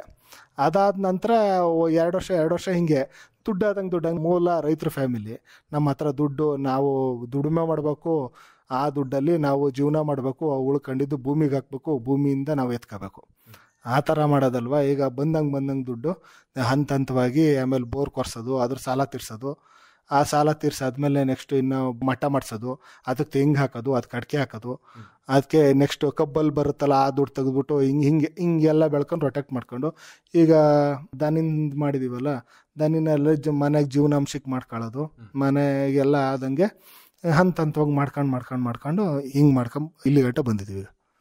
ಇದೆಲ್ಲದರ ಜೊತೆಗೆ ಕುರಿ ಸಾಕಾಣಿಕೆಯನ್ನು ಕೂಡ ಮಾಡ್ತಾ ಇದ್ದಾರೆ. ಎಷ್ಟು ವರ್ಷದಿಂದ ಮಾಡ್ತಾ ಇದ್ದಾರೆ ಮತ್ತು ಎಷ್ಟು ಪ್ರಮಾಣದಲ್ಲಿ ಮಾಡ್ತಾರೆ? ಕುರಿ ಸಾಕಾಣಿಕೆ ಅಂದ್ರೆ ಸರ್, ಅದು ನಾವು 8 ವರ್ಷದಿಂದ ಮಾಡ್ತಾ ಇದ್ದೀನಿ. ನಾನೊಂದು ಟ್ರೈನಿಂಗ್ ಹೋಗಿದ್ದೆ ಹಾಸನಲ್ಲಿ, ನಮ್ಮ ವೆಟನರಿಗೆ. ಅಲ್ಲಿ ಹಿಂಗೆ ಸಬ್ಸಿಡಿ ಐತೆ, 12,000 ನೀವು ಕುರಿ ಇದರಲ್ಲಿ ಮಾಡಿ ನಿಮ್ಗೆ ಇಷ್ಟು ಬರುತ್ತೆ ಅಂತ ಅಂದ್ಬಿಟ್ಟು, ಅದು 10 ಹೆಣ್ಮರಿಗೆ 1 ಟಗರು ಅಂತ ಸ್ಕೀಮ್ ಇತ್ತಾಗ. ಆಗ ಮಾಡಿದಾಗ ನಾನು ಅದನ್ನು ತಂದು ಒಂದ್ಸತಿ ಆ ಸ್ಕೀಮ್ ಮಾಡಿದೆ. ಅದ್ರ 10 ಹೆಣ್ಮರಿ ತರಲ್ಲ, 10 ಟಗರು ತಂದ್ಬಿಟ್ಟು 1 ಹೆಣ್ಮರಿ ತಂದೆ ನಾನು. ಉಲ್ಟಾ ತಂದ್ಬಿಟ್ಟು ಅದಕ್ಕೊಂದು ಸ್ವಲ್ಪ ಇನ್ಸೂರೆನ್ಸ್ ಮಾಡಿಸ್ಕೊಂಡು, ಅವಕ್ಕೆಲ್ಲ ಇನ್ಸೂರೆನ್ಸ್ ಮಾಡಿಸ್ಬೇಕು ಅಂತ ಅಂದ್ಬಿಟ್ಟು 50,000 ಲೋನ್ ತಗೊಂಡೆ ಫಸ್ಟು. ಕುರಿ ಸಾಕಾಣಿಕೆ ಮಾಡ್ಬೇಕಾರೆ 50,000 ಲೋನ್ ತಗೊಂಡಾಗ ದನಗಳಿಗೆ ಮಾಡಿದ್ನಲ್ಲ, ಆ ಶೆಡ್ಗೆ 3 ಅಡಿಕೆ ಮರ ತಂದ್ಬಿಟ್ಟು ಕಂಬಗಳಿಗೆಲ್ಲ ಅವಕ್ಕೆ ಕಟ್ಕೊಂಡು ಫಸ್ಟ್ ಸ್ಟಾರ್ಟ್ ಮಾಡಿದೆ ಅವಕ್ಕೆ. ಆಮೇಲೆ ಸುಮ್ಮನೆ ಹಿಂಗೆ ಕೂಡದೆ ಅವಕ್ಕೆ ಹುಲ್ಲು ತಿನ್ಸಕ್ಕೆ ಏನು ನಮ್ಗೆ ಗೊತ್ತಾಗಲಿಲ್ಲ, ಅದು ನಾನು ಫಸ್ಟ್ ಟೈಮ್ ಮಾಡಿದ್ನಲ್ಲ. ಅವೇ ಏನು ಹುಲ್ಲು ಹಾಕಿದ್ರೆ ಹುಲ್ ಮೇಲೆ ಗಂಜಾ ಹುಯ್ಯೋದು, ಆಮೇಲೆ ಹಿಕ್ಕಿ ಹಾಕೋದು, ಆ ಥರ ಎಲ್ಲ ಮಾಡೋವು. ಆಮೇಲೆ ಒಂದಿನ ಯೋಚನೆ ಮಾಡಿದೆ ಕೂತ್ಕೊಂಡು, ಇವು ಹಿಂಗೆ ಮಾಡ್ತಾವಲ್ಲ ಅಂತ. ಆಮೇಲೆ ಒಂದಿನ ಯೋಚನೆ ಮಾಡ್ಬಿಟ್ಟು ಹೋಗಿ ಖಾಲಿ ಡ್ರಮ್ ತಗೊಂಡು ಕುಯ್ಸ್ಬಿಟ್ಟು 4 ಕಾಲು ಹಾಕ್ಸ್ಬಿಟ್ಟು ಅದಕ್ಕೆ ಕತ್ತು ಮಾತ್ರ ಒಳಗೆ ಹೋಗಿ ಬರೋಂಗೊಂದ ವೆಲ್ಡ್ ಮಾಡಿಸ್ಕೊಬಂದೆ. ಅದು ಮಾಡಿಸ್ಕೊಂಡು ಒಂದು ಡಬ್ಬಿ ಇಟ್ಟೆ. ಅವು ಬರೀ ಕತ್ತು ಹಾಕ್ಬಿಟ್ಟು ಮೇವು ಹಾಕೋದು, ಅದ್ರೊಳಕ್ಕೆ ಮೇವು ತಿನ್ನೋದು, ಇನ್ನು ಸುಮ್ಮನಿರೋ, ಅದ್ರೊಳಕ್ಕೆ ಗಂಜಾ ಹೋಗೋದಿಲ್ಲ, ಹಿಕ್ಕೆ ಹೋಗೋದಿಲ್ಲ, ನಾವು ಹಾಕೋರು ತಿನ್ನೋವು. ಹಂಗೆ ಮಾಡ್ಕೊಂಡು ಈಗ ಹಂಗೆ ಮುಂದುವರ್ಕೊಂಡು ಹೋಯ್ತಾ ಇದ್ವಿ. ನಾನು 18 ಮರಿ ಗಂಟೆ ಸಾಕಿದ್ದೆ, 2 ವೆರೈಟಿ 10 ಮರಿ ಸಾಕಿದ್ದೆ. ಈಗ ಮೊನ್ನೆ 42,000ಕ್ಕೆ 2 ಮರಿ ಕೊಟ್ಟು, ಈಗ ತಿರ್ಗಿ ಇನ್ನೊಂದು 4 ಮರಿ ತರಬೇಕು. ಈಗ ಒಂದು 4 ಮರಿ ಇದೆ, ಒಂದು ವಾತ ಇದೆ, ಈಗ ಒಂದು 5-6 ಮರಿ ಇದ್ದಾವೆ. ಈಗ ಇನ್ನೊಂದು 4 ತರಬೇಕೀಗ, ಬೇರೆ ವೆರೈಟಿ ತರ್ತೀನಿ. ಸಾಮಾನ್ಯವಾಗಿ ಒಂದು ವರ್ಷದಲ್ಲಿ ಎಷ್ಟು ಮರಿ ಸಾಕ್ತೀರಾ? ಯಾವಾಗ ತರ್ತೀರಾ? ಯಾವಾಗ ಮಾರಾಟ ಮಾಡ್ತೀರಾ? ಸಾಮಾನ್ಯವಾಗಿ ಹೇಳ್ಬೇಕು ಅಂದ್ರೆ, ಈಗ ನಾನು ರಂಜಾನ್ಗೆ ಬರಂಗೆ ಮಾಡ್ಕೊತೀನಿ ಮರಿ, 2 ವೆರೈಟಿ ಮರಿ ಬರಂಗೆ ಮಾಡ್ಕೊತೀನಿ ನಾನು. ವರ್ಷ ಯಾವಾಗಲೂ ನಾನು ತುಂಬಲ್ಲ. ಮುಸ್ಲಿಮ್ಸ್ ನಮಗೆ ನಮ್ಮ ಮನೆ ಬಾಕ್ಲಿಗೆ ಬಂದ್ಬಿಟ್ಟು ನೋಡ್ಕೊಂಡು ಸುತ್ತಮುತ್ತಲ ಇರೋರು ತಗೊಂಡು ಹೋಗ್ತಾರೆ. 2 ವೆರೈಟಿ ಈಗ ಬಕ್ರೀದ್ಗೊಂದ್ಸತಿ ತಗೊಂಡೋಗ್ತಾರೆ, ರಂಜಾನ್ಗೊಂದ್ಸತಿ ತಗೊಂಡೋಗ್ತಾರೆ. 2 ಮಾತ್ರ ಅವ್ರ ಹಬ್ಬಕ್ಕೆ ನಂಗೆ ಸಾಕಿರ್ತೀನಿ. ಐಬಾಗಂಗಿಲ್ಲ, ಅವ್ರಿಗೆ ಕೊಮ್ಮುರ್ದು ಆಗಂಗಿಲ್ಲ, ಕಿವಿ ಕುಯ್ಯಂಗಿಲ್ಲ, ಬೀಜ ಹೊಡ್ಸಿದ್ರು ಆಗುತ್ತೆ ಅಂತಾರೆ. ಒಂದು ಸತಿ ಸಾಕ್ಬೇಕಾದ್ರೆ ಬೀಜ ಹೊಡಿಸ್ತಾನೆ ನೀಟಾಗಿ ಹಂಗೆ ಸಾಕ್ಬಿಡ್ತೀವಿ. ಒಂದ್ಸತಿ ಬೀಜ ಹೊಡ್ಸಿರ್ತೀವಿ, ಕಂಪು ಕೂದಿರೋದಿಲ್ಲ, ಕಿವಿ ಕೂದಿರೋದಿಲ್ಲ. ಅವ್ರು ಇನ್ನೂ ದಳ್ಳಾಳಿಕ್ಕಿಂತನೂ 500,000 ಜಾಸ್ತಿ ಕೊಟ್ಬಿಟ್ಟು ತಗೊಂಡೋಗ್ತಾರೆ ಸರ್ ಅವರು. ಒಟ್ಟಾರೆ ಈ ರಂಜಾನ್ ತಿಂಗಳಲ್ಲಿ ಬರೋ ಹಂಗೆ ಮಾಡ್ಕೊಳ್ತೀರಾ? ರಂಜಾನು ಮತ್ತೆ ನೆಕ್ಸ್ಟ್ ಬಕ್ರೀದ್ಗೆ 2 ಟೈಪಲ್ಲಿ ಬರೋಂಗೆ 2 ಬ್ಯಾಚ್ ಮಾಡ್ಕೊಂಡಿರ್ತೀನಿ ಕುರಿಗೆ. ದನಕರುಗಳನ್ನ ಎಷ್ಟು ಸಾಕೊಂಡಿದ್ದೀರಾ ಸರ್? ಈಗ ದನಕರುಗಳು ಅಂದರೆ ಅದು ಭಾರಿ ವಿಶೇಷತೆನೇ ಐತೆ ಸರ್. ಅದ್ರ ಬಗ್ಗೆ ಚೆನ್ನಾಗೇ ಹೇಳ್ಬೋದು. ನಮ್ಮಮ್ಮ ಕಟಾಯ್ದ ಬೇಡ್ರಳ್ಳಿ ಅವರು ಮೂಲ. ನಮ್ಮಮ್ಮ ಬಂದಾಗ ಹಿಂದೆ ಮನೆಗೆ ಅಡುಳ್ಳಿ ಅಂತ ಅಂದ್ಬಿಟ್ಟು ಹಸ್ಕೊಳ್ ಹೊಡೆಯೋರು. ಆಗ ಒಡ್ಕೆ ಇದ್ರು ನಮ್ಮ ಫ್ಯಾಮಿಲಿಲಿ. ಹೊಡೆದಿದ್ರು ಆಸ ಇರೋದಿಲ್ವಲ್ಲ, ಆಸ ಕರು ಹಾಕದ ಮಡಿಕೊಂಡು ಹಸ್ಕೊಳ್ ಕೊಡೋದು. ಕರುಗಳು ನಮ್ಮನೆ ಇರೋವೆಲ್ಲ ಮೂಲ ಕರುಗಳವೇ ಹಸ್ಕೊಳ್ಳಿರೋದು. ನಾವು ದುಡ್ಡು ಕೊಟ್ಟು ಒಂದೇ ದಿವಸ ತಂದಿರೋದು ಎಲ್ಲ ಕರುಗಳವೇ ಇರೋದು. ಅದು ಎಲ್ಲ ನಮ್ಮ ಅಮ್ಮನ ಬ್ಯಾಡ್ರಳ್ಳಿ ಇದ್ರ ಕಡೆಯಿಂದ ಬಂದವು. ಈಗ ಒಂದು ನಾಟಿ ಹಸು ಹೊಡೆದಿದ್ರು ಅವರು. ನಾವು ಅದಕ್ಕೆ ಜರ್ಸಿ ಯೂರಿಯಾ ಕೊಡಿಸಿ ಒಂದ್ಸತಿ ಜರ್ಸಿ ಬಂತು, ಜರ್ಸಿಗೆ HF ಕೊಡಿಸಿ HF ಬಂತು. ನಮ್ಮ ಅಮ್ಮನ ಮದುವೆ ತೊಟ್ಟಿಂದ 35-38 ವರ್ಷದಿಂದ ನಮ್ಮ ಅಮ್ಮಂಗೆ ಅಡುಳ್ಳಿ ಹಸ್ಕೊಳ್ಳಲ್ಲೇ ಮಾಡ್ಕೊಂಡು ಈಗ ನಮ್ಮ ಅಮ್ಮನ ಹೆಸರು ಹಸ್ಕೊಳ್ಳವೇ ಅವೇ ಈಗ ಹಂಗೆ ಮಾಡ್ಕೊಂಡಿದ್ವಿ. ಆಮೇಲೆ ನಮ್ಮನೆ ಕರು ಹಾಕ್ತಾವ, ಕರು ಸಾಕ್ತೀವಿ ನಾವು. ನಮ್ಮನೆ 2 ವರ್ಷದ ಮೇಲೆ 1 ತಿಂಗಳಿಗೆ ನಮ್ಮನೆ ನಾಟಿ ಕ್ರಾಸ್ ಹಸು ಮನೆಯಲ್ಲೇ ಹುಟ್ಟಿರೋದು ಕರು ಹಾಕಿದೆ. ಈಗ ಹಂಗೆ ಒಂದು ನಾಟಿ ಹಸುನು ಈಗ ಮೊನ್ನೆ ನಾಟಿ ಹಸು ನಮಗೆ HF ಜರ್ಸಿ ಹಾಲ್ ಬ್ಲಾಕ್ ಹಸ್ಕೊಳ್ಳಿದ್ದೆ ನನ್ನ ಹತ್ರ. ಮಕ್ಳಿಗೆ ಅವ್ರ ಹಾಲು ಕುಡಿಸ್ಬಾರ್ದು ಅಂತ ಅಂದ್ಬಿಟ್ಟು ನಮ್ಮ ಮಿಸ್ಸಸ್ ಊರಿಂದ ಒಂದು ನಾಟಿ ಹಸು ಹಿಡ್ಕೊಬಂದೆ. ಆಮೇಲೆ ನಾಟಿ ಹಸಿನಲ್ಲಿ ಯಾಕೆಂದ್ರೆ ನಮ್ಮ ಜೀವಾಮೃತಕ್ಕೆ ಎಲ್ಲ ಬೇಕಲ್ಲ ನಮ್ಗದು ಮಾಡಕ್ಕೆ, ಅದಕ್ಕೋಸ್ಕರ ನಾಟಿ ಹಸಿನ ಹಾಲು ಕುಡಿಯೋಣ ಅಂತ ಅಂದ್ಬಿಟ್ಟು ಆಗ್ಲಿಂದ ಅದೇ ಹಸುಗಳಲ್ಲೇ ಮೇಂಟೈನ್ ಮಾಡ್ಕೊಂಡು ಹೋಗ್ತಾ ಇದೆ ಸರ್. ಎಷ್ಟು ಹಾಲು ಕರಿತೀರಾ ಈಗ ಸರ್? ಈಗ ಒಂದು ಹಾಲ್ ಬ್ಲಾಕ್ ಇದೆ, ಒಂದು HF ಇದೆ, ಒಂದು ನಾಟಿ ಕ್ರಾಸು, ಒಂದು ಜರ್ಸಿ, ಒಂದು ನಾಟಿ ಹಸು. ಎಲ್ಲದರಿಂದ ಫಸ್ಟು ನಾವು ಒಂದು ಟೈಮು 32 ಲೀಟ್ರ್ ಹಾಲು ಹಾಕಿವು, 33 ಲೀಟ್ರು. ಒಂದು 2-3 ತಿಂಗಳು ಹಾಕ್ತು ಒಂದು ಟೈಮ್ಗೆ. ಈಗ ಒಂದು 2ರಿಂದ ಒಂದು 50 ಲೀಟ್ರ್, 2 ಟೈಮಿಂದ 50 ಲೀಟ್ರಿಗೆ ಬಂದಿದ್ದೀವಿ. ಸ್ವಲ್ಪ 6 ತಿಂಗಳಾಗೈತಲ್ಲ, ಸ್ವಲ್ಪ ಇಳ್ಮುಖ ಆಗೈತೆ ಹಾಲಿಂದು. ಸ್ವಲ್ಪ ಗಬ್ಬ ಆಗ್ತಾ ಇದೆ, 2-3 ಗಬ್ಬಾಗಿರ್ತಾವಲ್ಲ, ಸ್ವಲ್ಪ ಅಷ್ಟೇ ಹಾಲು ಕೊಡ್ತಾ ಇಲ್ಲ, ಸ್ವಲ್ಪ ಕಮ್ಮಿ ಆಗಿದೆ. ಈಗ ಒಂದು 50-55 ಲೀಟ್ರ್ ಆಗ್ತಾ ಇದೆ. ಮೊಸರು, ಬೆಣ್ಣೆ ಈ ಥರದ್ದೆಲ್ಲ ಏನಾದ್ರು ಮಾಡಿ ಮಾರಾಟ ಮಾಡೋದಿದೆಯಾ ಹೇಗೆ? ಮೊಸರು ಬೆಣ್ಣೆ ಏನೂ ಮಾಡಲ್ಲ ಸರ್. ಈಗ ಹಾಲಿನ ದುಡ್ಡೇ ಚೆನ್ನಾಗೈತೆ ರೇಟು. ನಮ್ಮನೆಗೆ ಒಂದು ನಾಟಿ ಹಸು ಅಂತ ಇಟ್ಕೊಂಡಿದ್ದೀವಲ್ಲ, ನಮ್ಮನೆಗೆ ಮಕ್ಳಿಗೆ ಬೆಣ್ಣೆ ಮಾಡ್ಕೊತೀವಿ. ಆಮೇಲೆ ಮೊಸರು ಹಾಲು ಎಲ್ಲ ನಮ್ಮನೆಗೆ ನಾಟಿ ಹಸಿನ ಬಳಸ್ಕೊತೀವಿ. ಇನ್ನು ಇವುದ್ರವೆಲ್ಲನೂ ಡೈರಿಗೆ ಹಾಕ್ತೀವಿ ಸರ್. ಇನ್ನು ಬಾಕಿದೆಲ್ಲನೂ. ನೀವು ಈ ಕೊಟ್ಟಿಗೆ ಗೊಬ್ಬರವನ್ನು ವಿಶೇಷವಾಗಿ ಮಾಡ್ತಾ ಇದ್ದೀರಾ. ಇವತ್ತಿಗೂ ಕೂಡ ಮಣ್ಣಿನ ಕೊಟ್ಟಿಗೆನೇ ಇಟ್ಕೊಂಡಿದ್ದೀರಾ. ನೀವು ಮ್ಯಾಟ್ ಹಾಕ್ಬೋದು, ಮತ್ತು ಅಥವಾ ಕಲ್ಲು ಹಾಕಬಹುದು, ಗಾರೆ ಹಾಕಬಹುದು, ಎಲ್ಲ ಸೌಕರ್ಯಗಳಿದ್ರೂ ಕೂಡ ಮಣ್ಣೇ ಚಂದ ಅಂತ ಹೇಳ್ತೀರಾ. ಹೇಗೆ ಚಂದ ಅದು? 2-3 ಥರ ಬೇಕಾದ್ರೆ ಉದಾಹರಣೆ ಕೊಡ್ಬೋದು. ನನ್ನಲ್ಲಿರೋದು 2-3 ಥರನೇ ಐತೆ.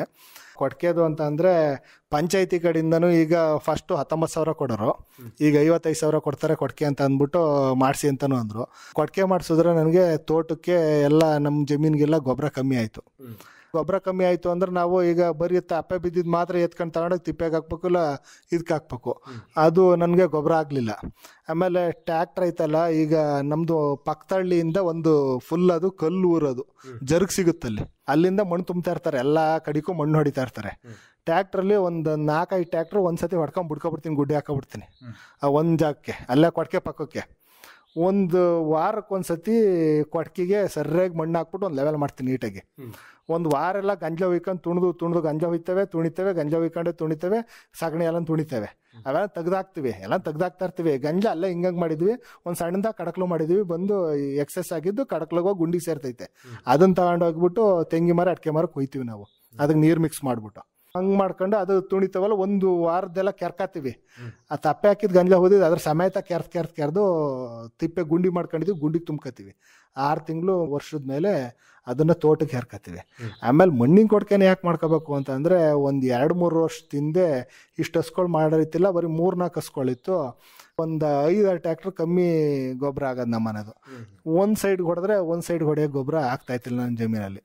ಆಮೇಲೆ ಅದಕ್ಕೋಸ್ಕರ ಆಗ ಇನ್ನೊಂದು ಐಡಿಯಾ ಮಾಡಿದೆ. ಈಗ ಹಾಲಲ್ಲೂ ಆದಾಯ ಬರ್ತೈತೆ, ಜಮೀನಿಗೂ ಗೊಬ್ಬರ ಆಯ್ತೈತೆ, ಹಿಂಗೆ ಮಣ್ಣು ಹೇರ್ಕೊಂಡಂಗೆ ಹಿಂಗೆ ಮಾಡ್ಕೋಬೋದಲ್ಲ ಅಂತ ಅಂದ್ಬಿಟ್ಟು, ನಾನೇನು ಕೊಟ್ಟಿಗೆ ಮಾಡ್ಕೊಳ್ಳೋದು ಬೇಡ, ಇದೇ ಥರ ಮಾರ್ಗದರ್ಶನದಲ್ಲಿ ಹೋಗೋಣ ಅಂತ ಅಂದ್ಬಿಟ್ಟು ಅದನ್ನು ಮಣ್ಣಿನ ಕೊಟ್ಟಿಗೆ ಮಾಡ್ಕೊಂಡು. ಆಮೇಲೆ ಇನ್ನೊಂದು ಸೂಕ್ತ ಅಂದರೆ, ಎಲ್ಲರ ಮನೆ ಕೊಟ್ಟಿಗೆಲ್ಲೂ ಜಾರ್ತವೆ, ಬೀಳ್ತವೆ, ಏಳ್ತವೆ, ಹಸ್ಗಳು ಎಲ್ಲ ಆಗ್ತವೆ. ನಮ್ಮ ಮನೆ ಕೊಟ್ಕೊಳ್ಳಿ ಫಸ್ಟ್ ಕ್ಲಾಸಾಗಿ ಜೀವನ ಮಾಡ್ತೇವೆ. ನಾವು ನ್ಯಾಚುರಲಾಗಿದ್ದೀವಿ ಅನ್ನಂಗೆ ಬೀಳೋದು ಇಲ್ಲ, ಏಳೋದು ಇಲ್ಲ, ಏನಿಲ್ಲ. ಮೊನ್ನೆ ನಮ್ಮ ಊರಲ್ಲಿ ಒಂದು ನಾಟಿ ಹಸು 35,000 ರೂಪಾಯಿಗೆ ಹೋಗೋದು.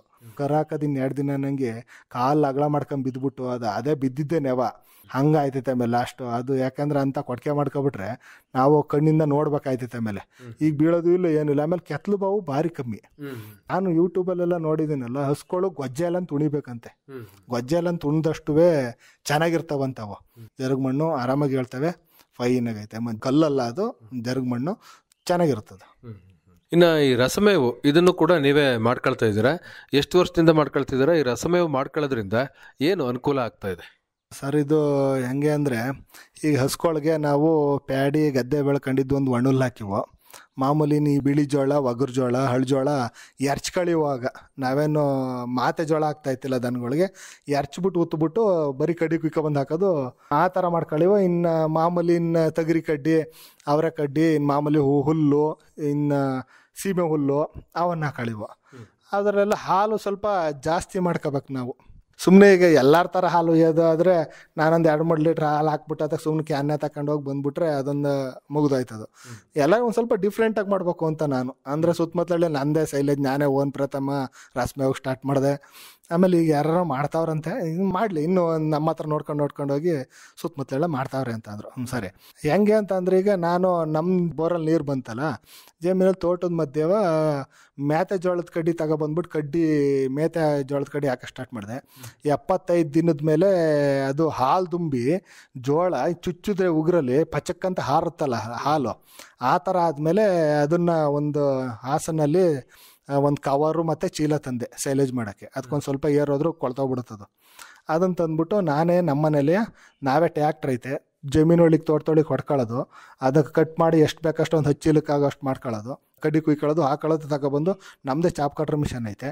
ಅದರಲ್ಲೇ ನಾನು ನಮ್ಮ ಅಮ್ಮನು ಇಬ್ಬರೇ ಸೇರ್ಕೊಂಡು ಮೇವು ಕೊಟ್ಕೊಂಡು ಅದಕ್ಕೆ ಇಲ್ಲೇ ನಮ್ಮದು ಗಾಣ ಹೇಳಿದ್ನಲ್ಲ ಮಂಜುಣ್ಣ ಅವ್ರದ್ದು, ಅವ್ರ ಹತ್ರ ಬೆಲ್ಲ ತಗೊಬಂದೆ. ಇಲ್ಲೇ 1.5 ಕಿಲೋಮೀಟ್ರಲ್ಲಿ ಬೆಲ್ಲ ಸಿಗ್ತೈತೆ, 2 ಕಿಲೋಮೀಟ್ರಲ್ಲಿ ಉಪ್ಪು, ಎರಡನ್ನೂ ತಗೊಬಂದ್ಬಿಟ್ಟು ಮಿಕ್ಸ್ ಮಾಡಿಬಿಟ್ಟು ಚೀಲ ಮಾಡಿಬಿಟ್ಟು ಹಾಕೊಂಡು ಒಂದು ಟೈಮು ರಸಮೇವು ಕೊಡೋಣ ಅಂತ ಮಾಡ್ಕೊಂಡೆ. ಇನ್ನೊಂದು ಟೈಮು ಪ್ಯಾಡಿ ಹುಲ್ಲು ಕೊಡ್ತಾಯಿದ್ದೀನಿ, ಇನ್ನೊಂದು ಟೈಮು ಅದೇ ನಮ್ಮದು ನೇಪಿಯರ್ ಕಡ್ಡಿ ಕೊಡ್ತೀವಿ, ಇನ್ನೊಂದು ಟೈಮು ನಮ್ಮದು ಹಳ್ಜೋಳದ ಕಡ್ಡಿ ಹಾಲಿಂದ ಐತಲ್ಲ ಡೈರೆಕ್ಟ್ ಆದಾಗ ಕತ್ತರಿಸ್ಬಿಟ್ಟು ಕೊಡ್ತೀವಿ. 4 ಟೈಮು ತಪ್ಪೆ ರೈಟ್ ಟೈಮ್ ಅಷ್ಟು ಕೊಟ್ಬಿಟ್ಟು ಹುಲ್ಲು ಮಾಡ್ಕೊಳ್ಳೋಣ ಅಂತ ಅಂದ್ಬಿಟ್ಟು ಈಗ ಅದಕ್ಕೆ ಹಾಲಿನ ಇಳುವರಿ ನಮ್ದೊಂದು ಸ್ವಲ್ಪ ಜಾಸ್ತಿ ಇರೋದು. ಇಲ್ದಾರೆ ಹಾಲಿನ ನೀರು ಮಾಮೂಲಿ ಹಂಗೆ ಎಲ್ಲರಂಗೆ 2 ಲೀಟ್ರ್ 2 ಲೀಟ್ರ್ 3 ಲೀಟ್ರ್ ಹಂಗೆ 5 3 15 18 20 ಲೀಟ್ರ್ ಒಳಗೆ ಆಡ್ಬೋದಿತ್ತು. ನಾವು 6 ತಿಂಗಳಾದರೂ ಅಷ್ಟಕ್ಕೆ ರನ್ ಮಾಡಿದ್ದೀವಿ ಅಂದರೆ ನಮ್ಮ ಒಂದು ಸ್ವಲ್ಪ ಈ ನಮ್ಮ ಕೆಲಸದ ಮೇಲೆ ಅದು ಸ್ವಲ್ಪ ಮುಂದಕ್ಕೆ ಹೋಗಿದೆ. ಅದು ನಿಮ್ಮ ಎಲ್ಲ ಕೆಲಸ ಕಾರ್ಯಗಳಿಗೆ ಮನೆಯಲ್ಲಿ ನಿಮ್ಮ ತಾಯಿಯವರು ಮತ್ತು ನಿಮ್ಮ ಶ್ರೀಮತಿಯವರು ತುಂಬ ಬೆಂಬಲ ಕೊಡ್ತಾರೆ ಅಂತೇಳಿ ಹೇಳಿದ್ರಿ. ಹೇಗೆ ಅವರು ನಿಮಗೆ ಸಹಕಾರ ಕೊಡ್ತಾ ಇದ್ದಾರೆ? ಈಗ ಕಡ್ಡಿ ಕುಯ್ಕೊ ಬರೋಣ ಅಂತ ಹೋದರೆ ಅವರು ಸ್ವಲ್ಪ ಬಂದ್ಬಿಟ್ಟು ನಮ್ಗೆ ಹೆಲ್ಪ್ ಮಾಡ್ತಾರೆ ಕಡ್ಡಿ ಕುಯ್ಕೊ ಬರೋಕ್ಕೂ. ಅಲ್ಲಿಂದ ಕಡ್ಡಿ ಕುಯ್ಕೊ ಬಂದಮೇಲೆ ಈಗ ಟ್ಯಾಕ್ಟ್ರ್ ಮೇಲೆ ಇರುತ್ತಲ್ವ, ಆ ಹೊರೆ ಎಲ್ಲ ಹೊರಿಸ್ಕೊಡ್ಬೇಕು ನಮ್ಮ ಚಾಪ್ ಕಟ್ರ್ ಮಿಷನ್ ಹತ್ರಕ್ಕೆ. ಅವ್ರು ಹತ್ಬಿಟ್ಟು ಹೊರಿಸ್ಕೊಡ್ತಾರೆ, ನಾನು ಹೊತ್ತಾಕ್ತೀನಿ. ಆಮೇಲೆ ನಾನು ಜೋಳದ ಕಡ್ಡಿ ಚಾಪ್ ಕಟ್ರ್ ಕೊಡ್ಬೇಕಾದ್ರೆ ಅವರು ಬೆಲ್ಲ ಮತ್ತು ಉಪ್ಪು ಹಾಕ್ತಾ ಇರ್ತಾರೆ. ನಾನು ಮಂಗ್ರಿಲ್ ತಗೊಂಡು ಚೀಲಕ್ಕೆ ತುಂಬಬೇಕಾದಾಗ ಅವ್ರು ಚೀಲ ಎಲ್ಲ ಹಿಡ್ಕೊತಾರೆ. ಆಮೇಲೆ ಚೀಲ ಎಲ್ಲ ಇಬ್ಬರಲ್ಲಿ ಸೇರ್ಕೊ ದಮ್ಮಸ್ ಮಾಡಿಬಿಟ್ಟು ಅದನ್ನು ಅಮುಕ್ಬಿಟ್ಟು ಏರ್ ಇರಬಾರ್ದು, ಅದರಲ್ಲಿ ಚೂರು ಏರ್ ಹೋಗ್ಬಾರ್ದು, ಏರ್ ಹೋದ್ರೆ ಕೊಳ್ತೋಗುತ್ತದು. ನೀಟಾಗಿ ಟ್ಯಾಗ್ ಮಾಡಿಬಿಟ್ಟು ಅಟ್ನೆ ಮಾಡಿ ಹೈಟಾಗಿ ಇಟ್ಕೊಂಡಿದ್ದೀವಿ. ನಮ್ದು ಸ್ವಲ್ಪ ಇಲ್ಲಿ ತೋಡದ ಕಟ ಭಯಂಕರ ಐತೆ, ಅದು ಫ್ಲೇವರ್ಗೆ ಹೋಗಿ ಕಡ್ದಾಕ್ಬಿಡ್ತಾವೆ ಅವು. ಆ ಥರ ಸ್ಮೆಲ್ ಇರುತ್ತೆ, ನಾವೇ ತಿನ್ನೋಣ ಅಂತ ಇರಂಗಿರುತ್ತೆ ರಸಮೇವು. ಅವು ಕಡ್ದಾಕ್ಬಿಡ್ತಾವೆ. ಅದಕ್ಕೆ ಒಂದು ಭಾರಿ ಹೈಟಾಗಿ ಒಂದು 2.5 ಅಡಿ ಹೈಟ್ ಮಾಡಿಬಿಟ್ಟು ಅದ್ರ ಮೇಲೆ ಒಟ್ಟಿದ್ದೀವಿ. ಇದ್ರ ಗಂಟೆ ತಿಂದಿಲ್ಲ, ಫಸ್ಟು ಕೆಳಗಡೆ ಒಟ್ಬಿಟ್ಟಿದ್ದು 28 ಚೀಲ ಕಡ್ದಾಕ್ಬಿಟ್ಟು ಸ್ವಲ್ಪ ಲಾಸ್ ಆಗ್ಬಿಡ್ತು ನನಗಾಗ. ಈಗ ಮೇಕಾದಂಗೆ ಮಾಡ್ಕೊಂಡು ಆಮೇಲೆ ಇನ್ನು ನಾವು ಹೊಲ್ದ ಹತ್ರ ಅವು ಮೇವು ಕುಯ್ಯಕ್ಕೆ ಹೋಗೋದು, ಆಮೇಲೆ ದನ ಆಡ್ಕೊಂಡು ಹೋದಾಗ ಅಡ್ಕೊಬರೋದು, ಆಮೇಲೆ ಹಾಲು ಕರ್ದು ಹಾಕೋದೆಲ್ಲ ಅವರೇ. ಹಾಲು ಕರ್ದು ಹಾಕೋದು ನಾನು ಹಾಲು ಕರ್ದು ಹಾಕಿಲ್ಲ ಇದುವರೆಗೂ. ಇವು ಅವ್ರಿಬ್ಬರೇ ಹಾಲು ಕರೆದ್ಬಿಟ್ಟು ಡೈರಿಗೆ ಹಾಕ್ತಾರೆ, ಊರಲ್ಲೇ ಡೈರಿ ಐತೆ, ಅವ್ರಿಬ್ಬರೇ ತಗೊಂಡೋಗಿ ಹಾಲು ಹಾಕಿ ಬರ್ತಾರೆ. ನಾನಂತ ಹಾಲು ಕರೆದಿಲ್ಲ, ಅವ್ರ ಜೊತೆ ನಾನು ಕೈ ಜೋಡಿಸ್ತೀನಿ, ಅವರು ನನ್ನ ಜೊತೆ ಕೈ ಜೋಡಿಸವ್ರೆ. ಇಡೀ ಜಮೀನು ಕೆಲಸ ಮಾಡೋದ್ರಲ್ಲೆಲ್ಲ ಎಲ್ಲ ಸಮವಾಗಿ ಎಲ್ಲ ಚೆನ್ನಾಗಿ ನಾವೇ ಮಾಡ್ಕೊಂಡು ಹೋಗ್ತಾ ಇದ್ದೀವಿ. ಹಂಗೆ ನಾಗವರ್ಮ ಅವರೇ, ಒಟ್ಟಾರೆ ಕೃಷಿ ಏನಂತ ಅನ್ಸುತ್ತೆ? ಅದರಿಂದಲೇ ಬದುಕನ್ನ ಕಟ್ಕೊಂಡಿದ್ದೀರಾ, ಹೇಗೆ ಕಟ್ಕೊಂಡಿದ್ದೀರಾ ಹೇಳಿ ಸರ್. ಕೃಷಿ ಅಂತ ಅಂದರೆ ನನಗೆ ಕೃಷಿಲಿ ಆಸಕ್ತಿ ಜಾಸ್ತಿ. ಬದುಕು ಕಟ್ಕೊಂಡಿದ್ದೀನಿ ಅಂದರೆ ಈಗ ಹೆಂಗೆ ಅಂತ ಅಂದರೆ, ಈ ಕುರಿ ಮಾರ್ದೆ ಅಂತ ಅಂದಲ್ಲ, ಈಗ ಮನುಷ್ಯಂಗೆ ಸ್ವಲ್ಪ ಪಾಲಿಸಿ ಅನ್ನೋದು ಇರಬೇಕು ಅಂತ ನಾನು ಒಂದು ಸ್ವಲ್ಪ ಇದು ಮಾಡ್ಕೊಂಡೆ. ಈಗ ನಮ್ಮಲ್ಲಿ ದುಡ್ಡು ಉಳ್ಸೋದು ಸ್ವಲ್ಪ ಕಷ್ಟ ರೈತರಿಗೆ. ಎಲ್ಲಿ ದುಡ್ಡು ಬಂದರೂ ಈಗ ನಾನು ಹೇಳಿಲ್ವಾ, ಈಗ ಈ ಬೆಳೆದ್ರೆ ನೆಕ್ಸ್ಟ್ ಕ್ರಾಪ್ಗೆ ಸ್ಟಾರ್ಟ್ ಮಾಡಿರ್ತೀವಿ, ಇಲ್ಲ ಪೈಪ್ ಲೈನ್ಗೋ, ಇಲ್ಲ ನೆಕ್ಸ್ಟ್ ಬೋರ್ ವೆಲ್ ತಗೊಳಕ್ಕೋ, ಇಲ್ಲ ಅದೊಂದು ಮತ್ತೊಂದು, ಇಲ್ಲ ನನ್ನ ಮಕ್ಕಳು ಚಿಕ್ಕ ಮಕ್ಳು ಈಗ UKG ಅಡ್ಮಿಷನ್ ಒಬ್ಬನ ಮಾಡಿದ್ದೀನಿ, ಒಬ್ಬನ ಪ್ರೀ KG ಅಡ್ಮಿಷನ್ ಮಾಡಿದ್ದೀನಿ. ಈಗ ಅಲ್ಲಿ ಬರೋದು ಅದರೊಳಗೆಲ್ಲ ಹಾಗೆಲ್ಲ ರೊಟೆಕ್ಟ್ ಆಗುತ್ತದು, ಆ ದುಡ್ಡು ಬರೋದೆಲ್ಲ ನಮಗೆ ಮನೆ ಮೇಂಟೆನೆನ್ಸ್ಗೆ. ಈಗ ನಾನು LIC ಪಾಲಿಸಿ ಮಾಡ್ಕೊಂಡಿದ್ದೀನಲ್ಲ, ಕುರಿ ಸಾಕ್ತೀನಲ್ಲ, ನನಗೆ 2 ಕಂತಲ್ಲಿ ಪಾಲಿಸಿ ಮಾಡಿಸಿದ್ದು. ನನ್ನ ಮಕ್ಕಳಿಗೆ 18 ವರ್ಷ ಆದಮೇಲೆ ಎಜುಕೇಷನ್ಗೆ ಬರ್ಬೇಕಲ್ಲ, ಅದು ಒಂದು ಪ್ಲ್ಯಾನ್ ಮಾಡಿದ್ದೀನಿ. ಈಗೇನು 2 ಲಕ್ಷ 3 ಲಕ್ಷ ಅನ್ನೋದಾಗಿ ಏನೇನು ಅಲ್ಲ, ಇನ್ನು 18 ಲಕ್ಷ ವರ್ಷಕ್ಕೆ 25-30 ಲಕ್ಷ ಅಂದರೂ ನಡೆಯಲ್ಲ. ಸ್ವಲ್ಪ ಎಷ್ಟಾಯ್ತು ಅಷ್ಟು ಸೇವಿಂಗ್ ಮಾಡ್ಕೊಂಡು ಅವ್ರ ಹೆಸರಿಗೆ ಪಾಲಿಸಿ ಮಾಡಿಸ್ಕೊಂಡು ಇಟ್ಕೋಬೋದ್ರೆ ನೆಕ್ಸ್ಟ್ ಎಜುಕೇಷನ್ಗೆಲ್ಲ ಪ್ಲ್ಯಾನ್ ಇರುತ್ತಲ್ಲ ಅಂತ ಅಂದ್ಬಿಟ್ಟು, ಆಮೇಲೆ ನಮಗೂ ಒಂದು ಏಜ್ ಆದಮೇಲೆ ಒಂದು ನೆರವು ಇರುತ್ತಲ್ಲ ಪಾಲಿಸಿ ಅಂತ ಅಂದ್ಬಿಟ್ಟು, ಈ ಕುರಿ ಸಾಕಾಣಿಕೆ ಒಂದು ಚೆನ್ನಾಗಿ ಒಳ್ಳೆ ಬಿಸ್ನೆಸ್ ಥರನೇ. ಕುರಿ ಮಾರೋದು, LIC ಕಟ್ಟೋದು, ಇನ್ನು ಉಳ್ಕೊಂಡಿದ್ದ ದುಡ್ಡಲ್ಲಿ ತಿರ್ಗಾ ಕುರಿ ತಂದ್ಬಿಟ್ಟು ಬಿಡ್ಕೊಳ್ಳೋದು, ಮರಿಗಳು ನಮ್ಮಲ್ಲೇ ಹುಡ್ತವೆ. ಅದೊಂದು ಪ್ಲ್ಯಾನ್ ಮಾಡ್ಕೊಂಡು ಹೋಗ್ತಾ ಇದ್ದೀನಿ ನಾನು ಆ ಥರ. ಆಮೇಲೆ ಕೃಷಿ ಚೆನ್ನಾಗಿದೆ ಸರ್, ಮಾಡಿದ್ರೆ ಚೆನ್ನಾಗಿದೆ. ಆದರೆ ಈ ಮಳೆಗಾಲ ಈ ಥರ ಆಗ್ಬಿಟ್ರೆ ಭಾರಿ ಕಷ್ಟ ಸರ್. ಮಳೆಗಾಲದ ಮೇಲೆ ರೈತಂಗೆ ಭಾರಿ ಹೊಡ್ತಾ ಬರ್ತಾ ಇದೆ. ನಮಗೆ ಅದೊಂದು ತೊಂದರೆ ಆಗಿದೆ. ಈಗ ಮಳೆಗಾಲ ಆಗ್ದಾನೆ ಮಳೆ ನಿಂತೋದ್ರೆ ಬೋರ್ಗಳು ನಿಂತೋಗುತ್ತೆ. ಆಗೇನು ಮಾಡೋದು? ಈಗ ಇಷ್ಟೊಂದು ತೋಟ, ಅಷ್ಟೊಂದು ಗಿಡಗಳು, ಹಣ್ಣಿನ ಗಿಡಗಳು ಒಂದೊಂದು ಒಣಗೋದ್ರು ನಮಗೆ ಭಾರಿ ಕಷ್ಟ ಆಗುತ್ತದು. ನೆನಪಿಗೆ ಅಂತ ಅಂದ್ಬಿಟ್ಟು ಎಲ್ಲೆಲ್ಲಿಂದನೋ ತಂದು ನೆಟ್ಟಿರ್ತೀವಿ. ಆಮೇಲೆ ನಾವು ಬರೀ ನೆಕ್ಸ್ಟ್ ಹಣ್ಣೇ ತಿನ್ನಬೇಕು ಅನ್ನೋ ಪ್ರಾಜೆಕ್ಟಲ್ಲೇ ಮಾಡ್ತಾರದು ನನ್ನ ಹಣ್ಣಿನ ಗಿಡವ. ಹಿಂಗೆಲ್ಲ ಆದ್ರೆ ನಮಗೂ ಭಾರಿ ಬೇಜಾರಾಗುತ್ತೆ. ಕೃಷಿಯಿಂದ ಆದಾಯನೂ ಐತೆ, ನಷ್ಟನೂ ಐತೆ. ಮಳೆ ಹೋದ್ರೆ ನಷ್ಟನೂ ಆಗುತ್ತೆ, ಮಳೆ ಎಲ್ಲ ಹೋದರೆ ನೀಟಾಗಿ ಆದಾಯ ಮಾಡ್ಕೊಂಡ್ರೆ ತೋಟದ ಕಡೆಯಿಂದ ಆದಾಯನೂ ಆಗುತ್ತೆ. ಒಳ್ಳೆಯದು ನಾಗವರ್ಮ ಅವರೇ, ಇದುವರೆಗೆ ನಿಮ್ಮ ಸಮಗ್ರ ಕೃಷಿ ಬದುಕಿನ ಅನುಭವಗಳನ್ನು ಬಹಳ ವಿವರವಾಗಿ ಹಂಚ್ಕೊಂಡ್ರಿ.